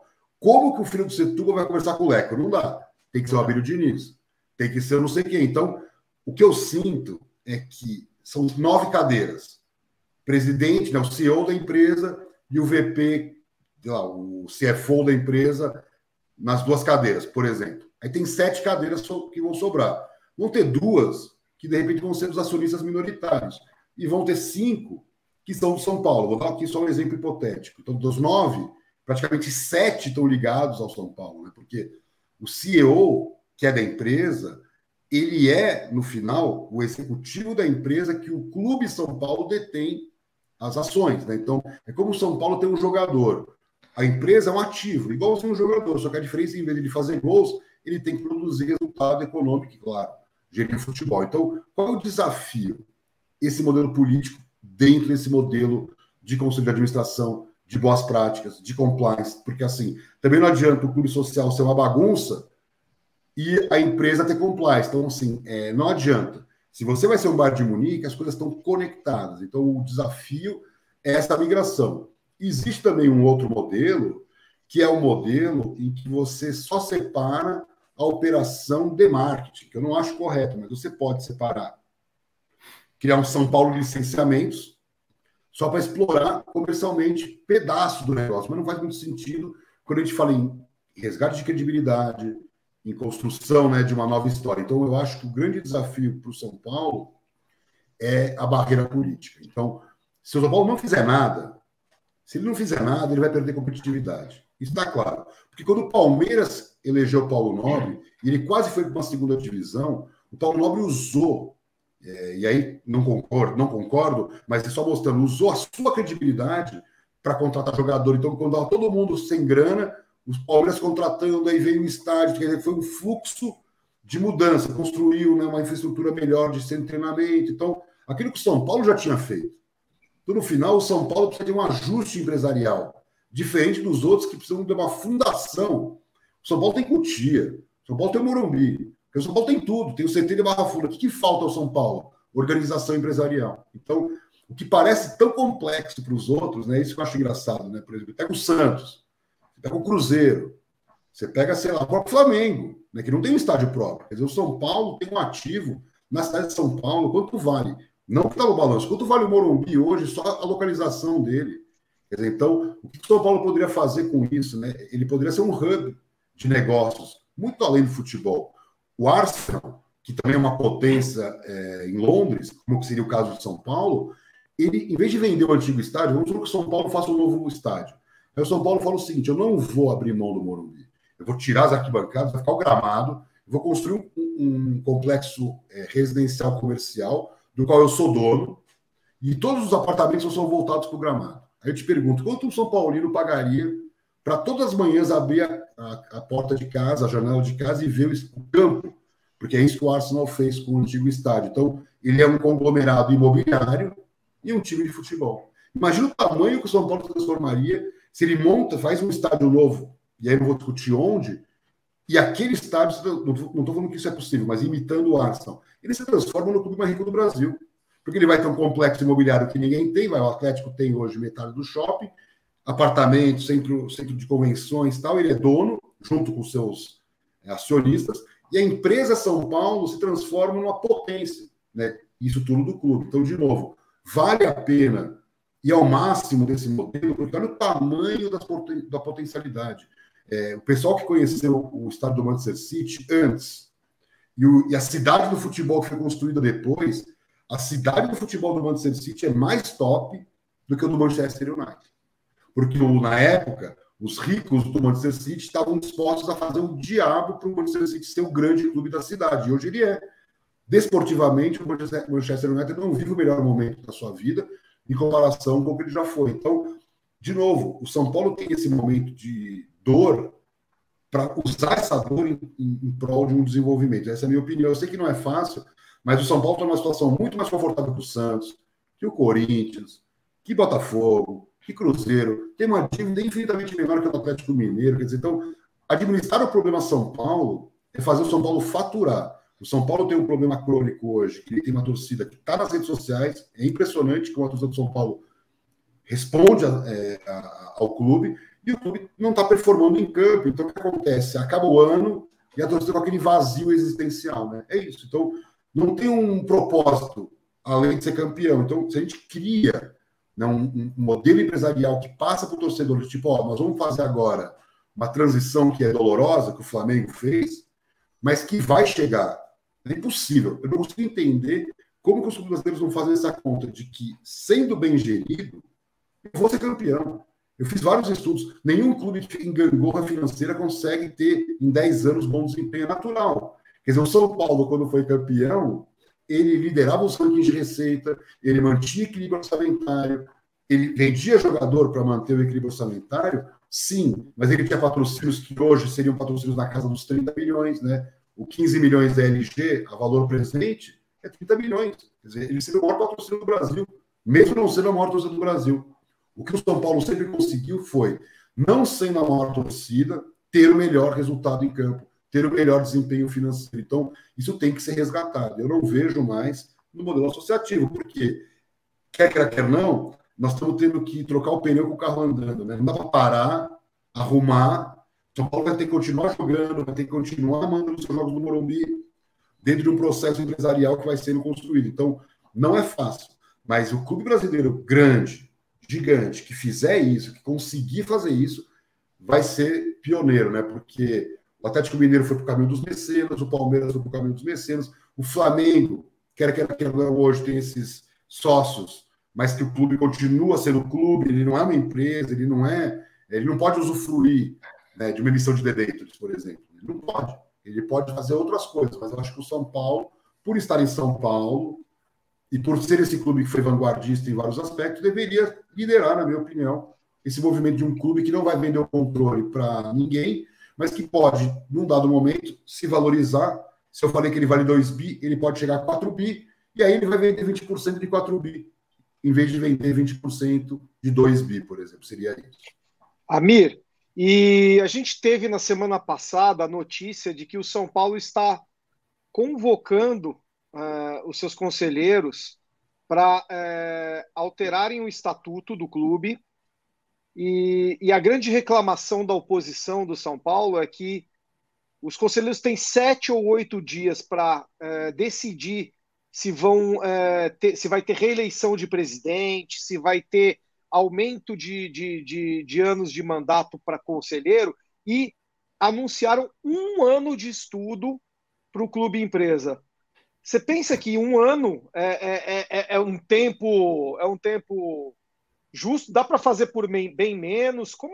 Por que 1 ano que foi desde o início da criação do novo estatuto? Fizeram esse estudo, inclusive acho que foi o Mansur que fez o estudo no escritório, e agora mais 1 ano para isso. Não cheira não a enrolação?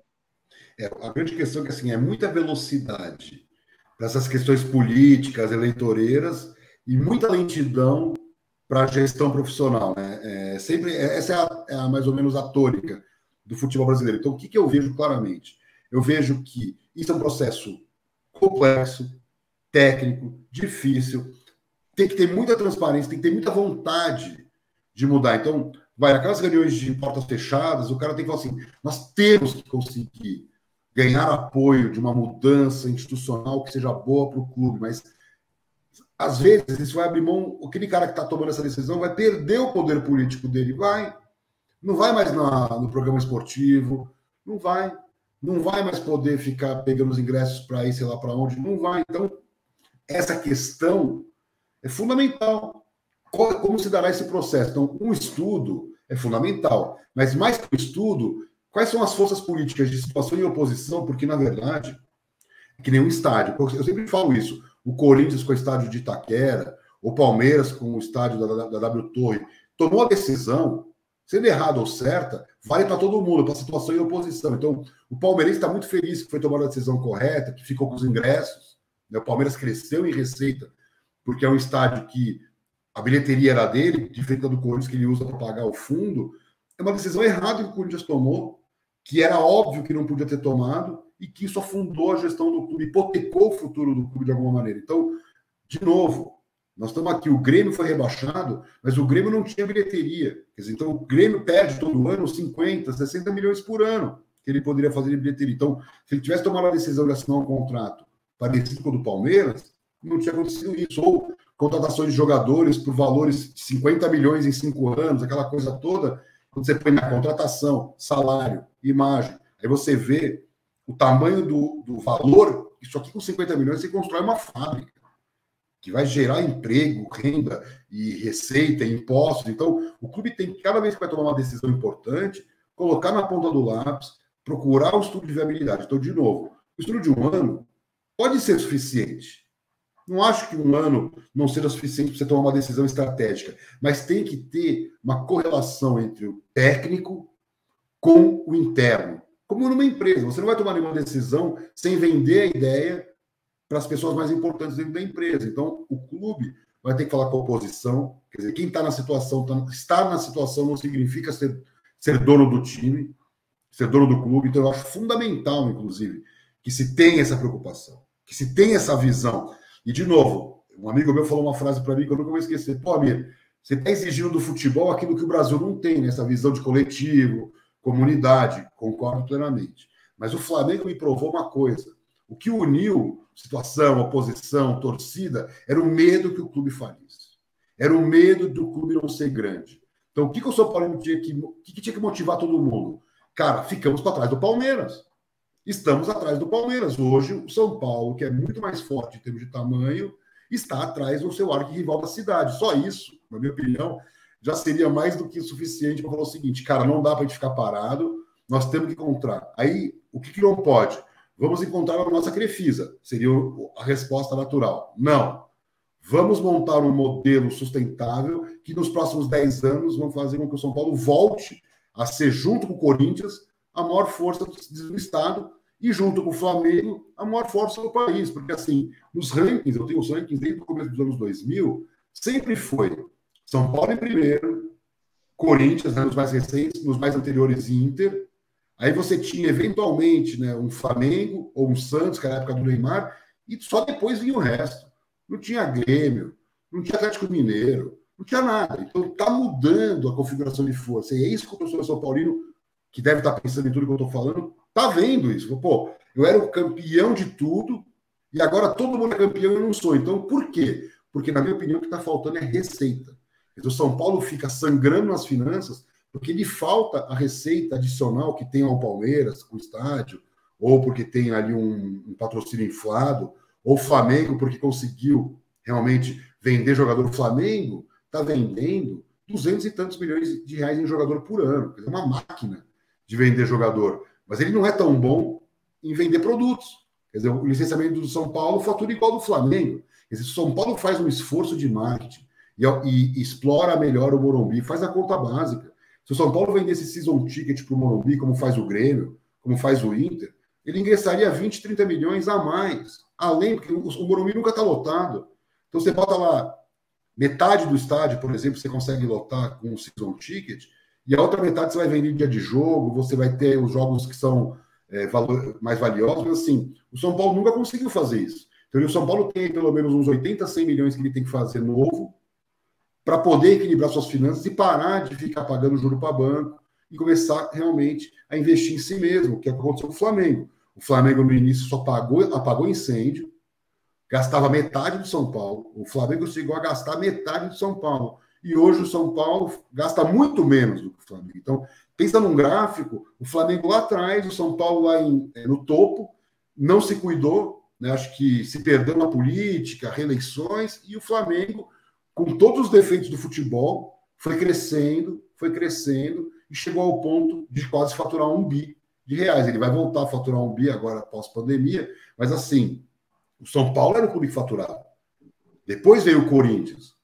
E depois veio o Flamengo e Palmeiras. Então, esse fluxo de mudança é que tem que motivar o torcedor. Porque se o clube ficar para trás, por mais que ele tenha a terceira torcida, por mais que ele tenha história, tradição, futebol é momento. Então, assim, a gestão tem que se orientar, na minha opinião, para competir fora de campo com esses gigantes. Então, só para lembrar, o Real Madrid começou antes do Barcelona, o Manchester United começou antes do Arsenal e do Liverpool. Então, um sempre vai puxar. E o Flamengo não vai virar SA. E o Palmeiras não vai virar SA. E eu vejo que o São Paulo teria capacidade. Por quê?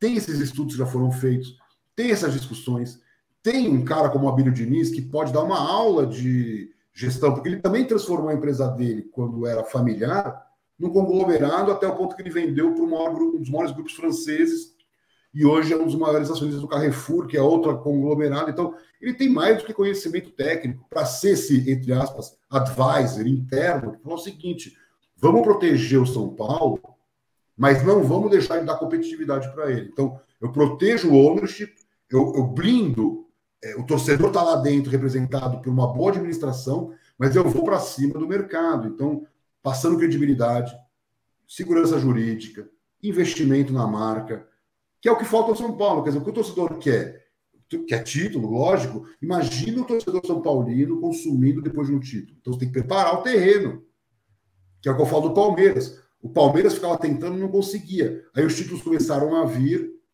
e, obviamente, a gestão caminhou para continuar dando esse resultado em campo, como fez o São Paulo. Mas em termos de marketing, o Palmeiras não é uma revolução do marketing. Não é. Ele tem um patrocinador que paga muito. Então, de novo, tem buracos que não estão sendo ocupados. Quer dizer, quem é o grande clube do marketing brasileiro? O Atlético Mineiro, talvez, mais por conta da tecnologia, das ações, mas assim, em termos de faturamento, você tem o Flamengo, que está voando em termos de faturamento, mas conceito de marketing, que o São Paulo poderia imitar esses gigantes que eu estou comentando aqui, também no marketing, também nessa eficiência, né, de relação com o torcedor. Cada clube tem o seu conceito. Só que, por exemplo, quase todos criaram um hub de tecnologia para atrair startup. Quase todos criaram produções audiovisuais próprias, conteúdos próprios. Quase todos trabalham muito fortemente a internacionalização da sua marca. Então, se o São Paulo colocasse esses conceitos para trabalhar, independente do que os outros estão fazendo, liderando o processo. Quando o São Paulo fechou com a Warner por licenciamento, os clubes nem tinham licenciamento de marca. Quer dizer, então, por que o clube ficou parado no tempo? Por causa da gestão política. Então, todos esses argumentos que eu estou falando aqui é para tentar convencer os mais conservadores, os mais aristocratas, que passou a fase da aristocracia. Agora é gestão eficiente. E aí o torcedor vai se sentir representado naquele gestor. Então, quando você compra as ações do Itaú, ou do Bradesco, ou de qualquer grande empresa, Magalu, e você vê um CEO falando na televisão, você fala, nossa, que legal, né? Olha como o cara representa a empresa. É a mesma coisa que nós temos no futebol. Nós queremos, sem polêmica, sem cara no Twitter atacando a arbitragem. Isso é o passado. O legal é usar, na verdade, tudo que está acontecendo no futebol de bagunça para mostrar um benchmark. Esse é o modelo empresarial novo, moderno do futebol brasileiro. Porque o Atlético Paranaense, que é um baita modelo, tem o Petralha lá, que de moderno não tem nada. Quer dizer, ele é o dono, entre aspas, de um clube social. Então, de novo, nós temos ainda que encontrar esse modelo. E eu acredito que para fazer frente a um Red Bull, que é dono 100% do clube, que nunca vai abrir mão disso, só uma gestão altamente profissional. Porque, assim, o Flamengo pode embicar para baixo, como eu comentei. O Red Bull dificilmente vai, porque ele sempre vai ter investimento. Quer dizer, O Red Bull, que é detalhe, é o Bragantino, né? Nós estamos falando que ele está jogando como Bragantino. E ele já tem um orçamento aí entre os 10 maiores do Brasil, sem grande faturamento. Então, imagina o tamanho que o São Paulo teria com tudo isso que eu falei em termos de aparato de gestão empresarial. O Ricardo, acho que ele tem uma colocação para fazer, mas antes o Dani tem um recado da Meat Store, não é isso, Dani? Vamos falar da Meat Store? É isso aí, Sombra. Meat Store é um novo jeito de se comprar carne. Você compra direto da tua casa as melhores marcas, as melhores carnes do mercado, Wessel, Bassi, Patagônia, carnes uruguaias. O Márcio vai ter o prazer de te atender. Frete grátis para São Paulo a partir de R$200 e para Grande São Paulo a partir de R$350. Esse churrasco é inesquecível. www.meatstore.com.br. Sombra. Boa! Diga aí, Ricardo, vamos lá. Tenho certeza. Olha, o Amir vai falando, eu não sei se eu fico triste ou fico feliz. Né? Assim, porque eu fico feliz de ver tanta coisa que um dia pode acontecer. E fico triste de imaginar que os velhinhos lá, aqueles cérebros enrugados dos caras que até jovens são, às vezes, a dificuldade de compreensão que eles vão ter para isso, etc. e tal. Aí eu fico deprimido de novo, né? Mas diga aí, Ricardo. Não, é verdade. A gente vai, assim, expandindo, né, as possibilidades aqui, pensando em muita coisa e quanto bonde o São Paulo já perdeu, né? E Amir, assim, algumas perguntas, assim, a gente não, infelizmente, não conseguiu colocar todas, né, mas algumas que foram recorrentes aqui foram muito no sentido, assim, de quanto tempo um clube precisa para implementar isso na prática, porque hoje a gente tem um dilema, né? A gente está aí numa briga no campo, que é a manutenção do São Paulo na Série A, infelizmente, aí por conta de todo esse caos técnico também, né? E aí você tem todo aquele foco da torcida, até deveria, né, de dirigentes nisso, mas ao mesmo tempo essa visão do clube empresa, da gestão e tudo, é uma coisa de curto, médio, longo prazo que pode definir o futuro do São Paulo, né? Quanto tempo que leva, em média, assim, para um clube realmente, de fato, implementar um modelo, seja o do Bayer, seja outros que a gente viu aí, que você citou também? Nada é muito rápido, assim como uma empresa que está vivendo um momento difícil, econômico, financeiro, passa por um processo, mas todo o processo tem que começar no marco zero. Todos os clubes que passaram por reestruturação financeira ou compra, então, por exemplo, o cara vai lá e compra o Manchester City, demorou pra caramba para dar resultado. Ou compra o PSG, demora muito para dar resultado. Então, vão de clubes que investiram 1,6 bi de contratações, 1,3 bi de contratações, quer dizer, foram para o lado do futebol, não é o caso aqui. Nós precisamos, na verdade, discutir internamente dentro do clube como é que ele pode se estruturar. Então, isso é um baita de um trabalho demorado. E depois, a transição, o Botafogo de Ribeirão foi para uma segunda divisão e depois voltou para a Série C com todo o capital que entrou dentro do clube. Então, assim, mas você vai lá no estádio do Botafogo de Ribeirão, tá chiquérrimo, maravilhoso. Quer dizer, então, teve melhora de ativos que vai gerar receita. Agora, qual é a grande questão? Continuidade. Então, vamos supor, o que acontece muito no futebol? Estamos aqui discutindo, aí faz todo esse processo, aí tenta, aí vê que dói, que é duro, aí no meio do caminho abandona.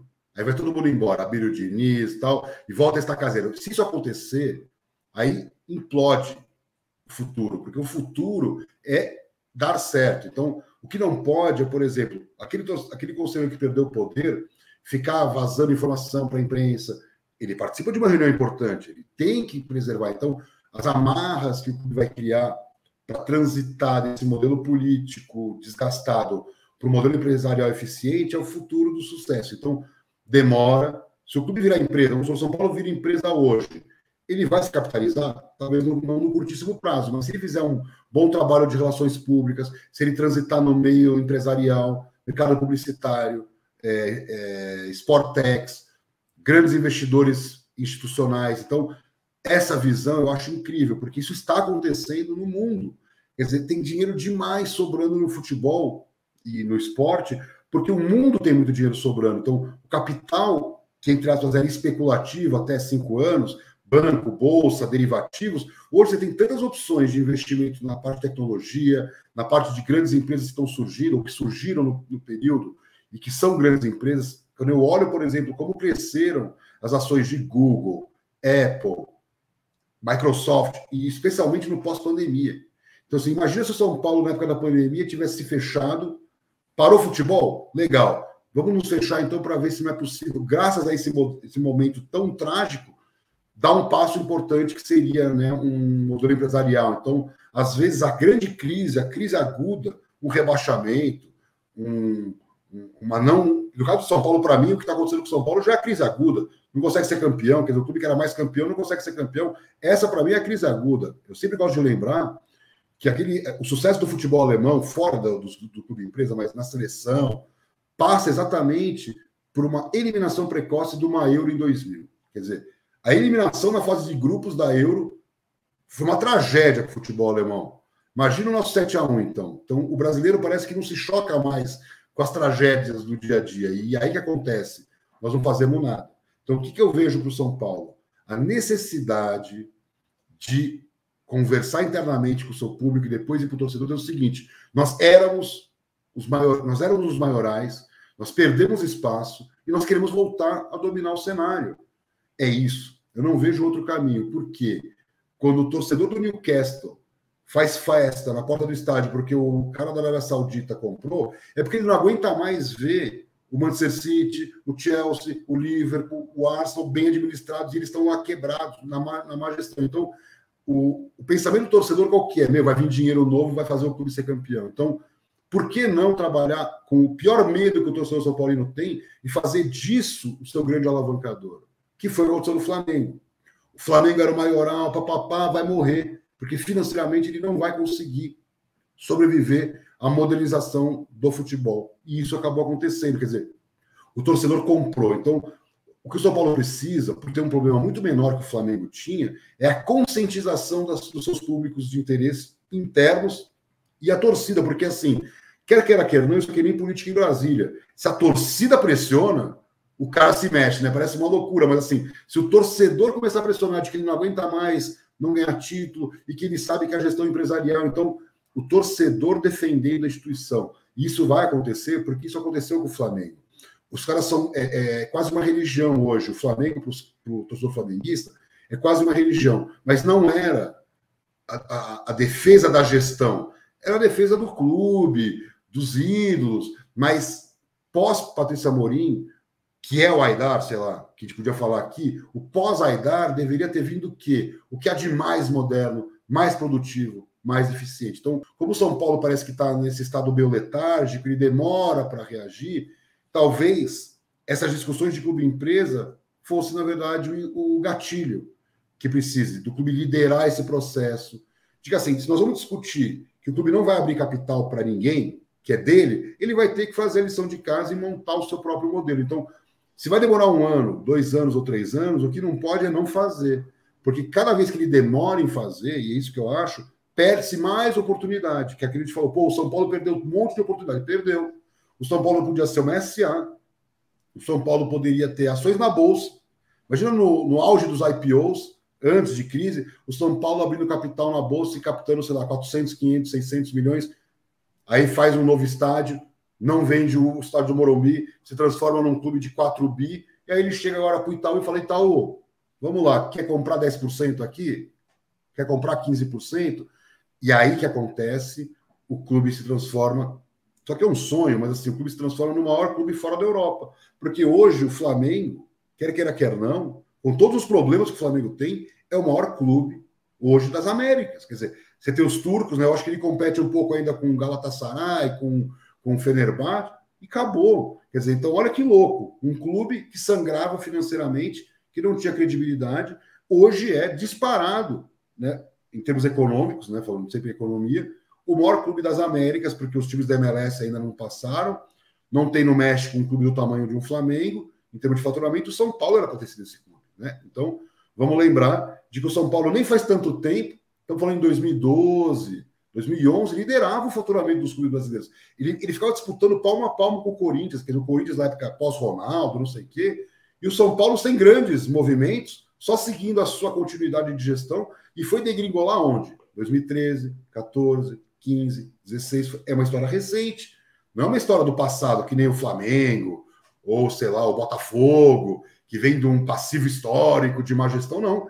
O São Paulo começou a piorar numa história recente. Quer dizer, então isso que é o pior, é isso que mais dói. Então ele tem que puxar o freio para poder, eu acho que redirecionar. Eu acho que o São Paulo, como eu falei, é aquela empresa familiar que tem que passar o controle para executivos que são capacitados e mais capacitados que a família para gerenciar o negócio.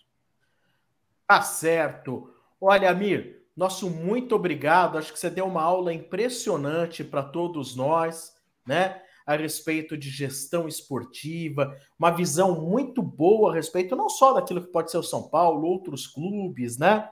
Eu só queria deixar uma única questão, que você seja sucinto, por favor, porque tá um negócio que está aqui na minha cabeça e muito atual. Se o São Paulo cair para a Série B, pode ser o gatilho que o São Paulo precisa para virar clube empresa? Nunca é bom, né? Não, nunca é bom. E a pergunta é, se o São Paulo cai para a Série B, pode ser o gatilho que funcione internamente para procurarem virar clube empresa? E se cai para a Série B, o que você prevê para o futuro do clube? A queda para a Série B é péssima em todos os sentidos. Teve lá no passado aquele movimento de que a Série B podia ajudar como se fosse um fato novo de marketing, mas isso aqui foi um caso do Corinthians, que também foi uma tragédia na vida do clube, aquela coisa que, de alguma maneira, serviu para bater no fundo do poço e voltar com mais força. Então, isso já aconteceu, mas isso não se sustenta mais, porque hoje a televisão vai ser cortada absurdamente. O Cruzeiro fez, em 2020, 40 milhões de TV, enquanto o São Paulo, 130, 140. Então, não dá para você abrir mão de 100 milhões sem sofrer. Então, esperamos que isso não aconteça, mas eu acho que só de estar rondando o Z4, está perto, é a história da eliminação precoce da Alemanha. Então, nós do Brasil deveríamos usar isso como sinal. Olha, eu não caí, mas só por ter quase caído, eu deveria sim me preocupar em fazer uma mudança radical. Mas talvez, né, Sombra, a gente é muito esquizofrênico, a gente precisa cair, sangrar, doer para aprender. Isso, no mundo empresarial, às vezes, não permite que a empresa volte, né? Aquela empresa que ficou tão endividada que não consegue mais competir como no passado, quando era mais saudável. Então, qual é a grande questão? O São Paulo não está numa situação dramática financeira.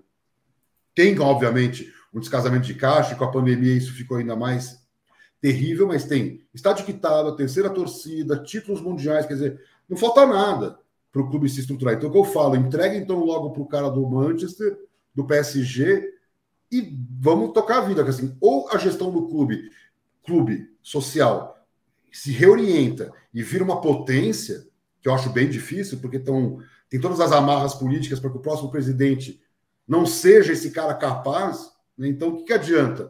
Você ter um marketing que, de repente, pode melhorar, mas a gestão continua péssima. E eu acho que essa a grande questão.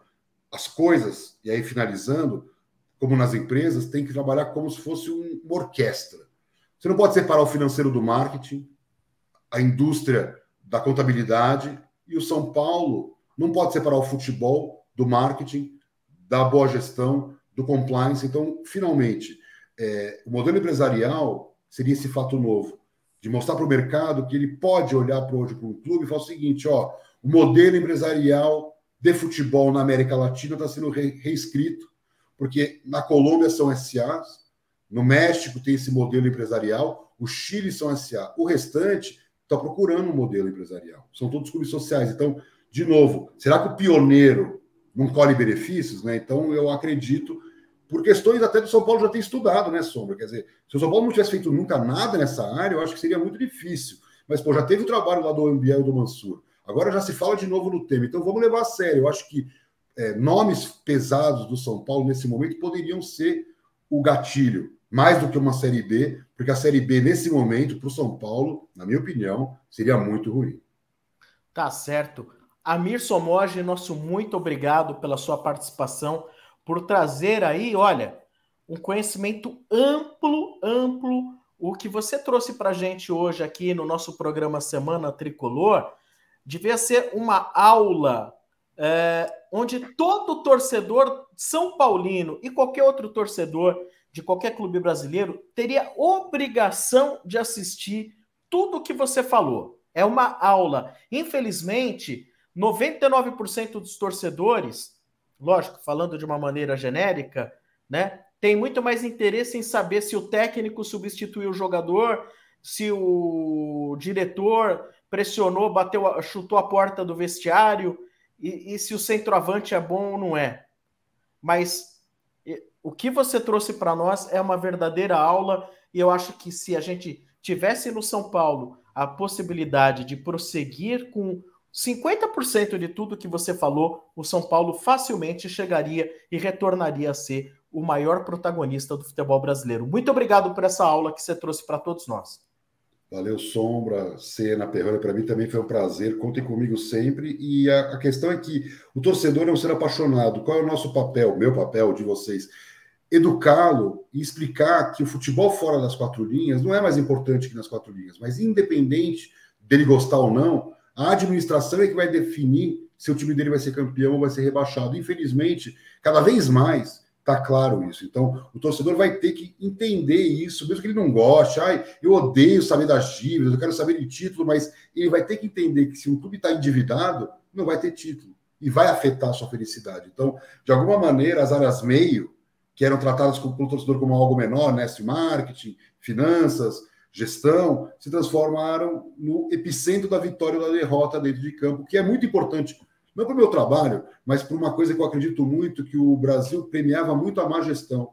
E o São Paulo era aquele clube que sempre foi bem gerido e foi campeão. Quando começou Corinthians com o Andrés, e depois Cruzeiro, e vários outros, o próprio Grêmio, né, que era super mal administrado, e era campeão da Copa do Brasil, o Atlético Mineiro, que foi campeão, quer dizer, a gente premiando a má administração e aí criando uma visão errada, na minha opinião, de gestão de futebol, que foi difícil de corrigir e que nós estamos corrigindo na marra, de que o Andrés hoje foi escorraçado, que ninguém quer um gestor que hipoteque o seu clube, que acabe com o futuro do seu clube.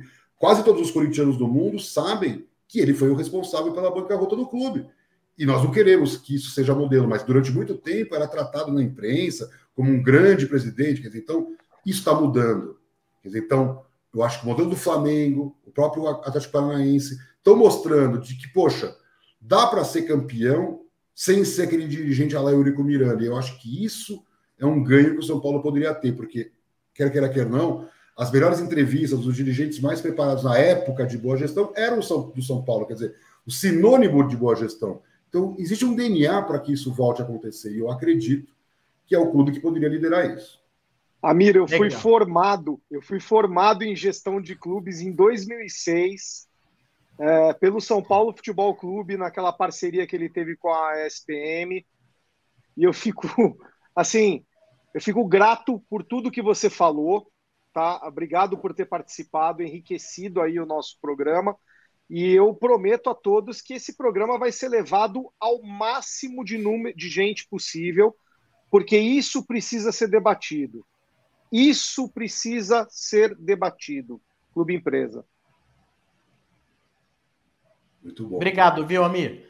Obrigado, gente. Isso, Ricardo. Obrigado. Amir, obrigado. Sombra, Daniel também. Acho que assim, a gente mais ouviu aqui para a gente aprender, né?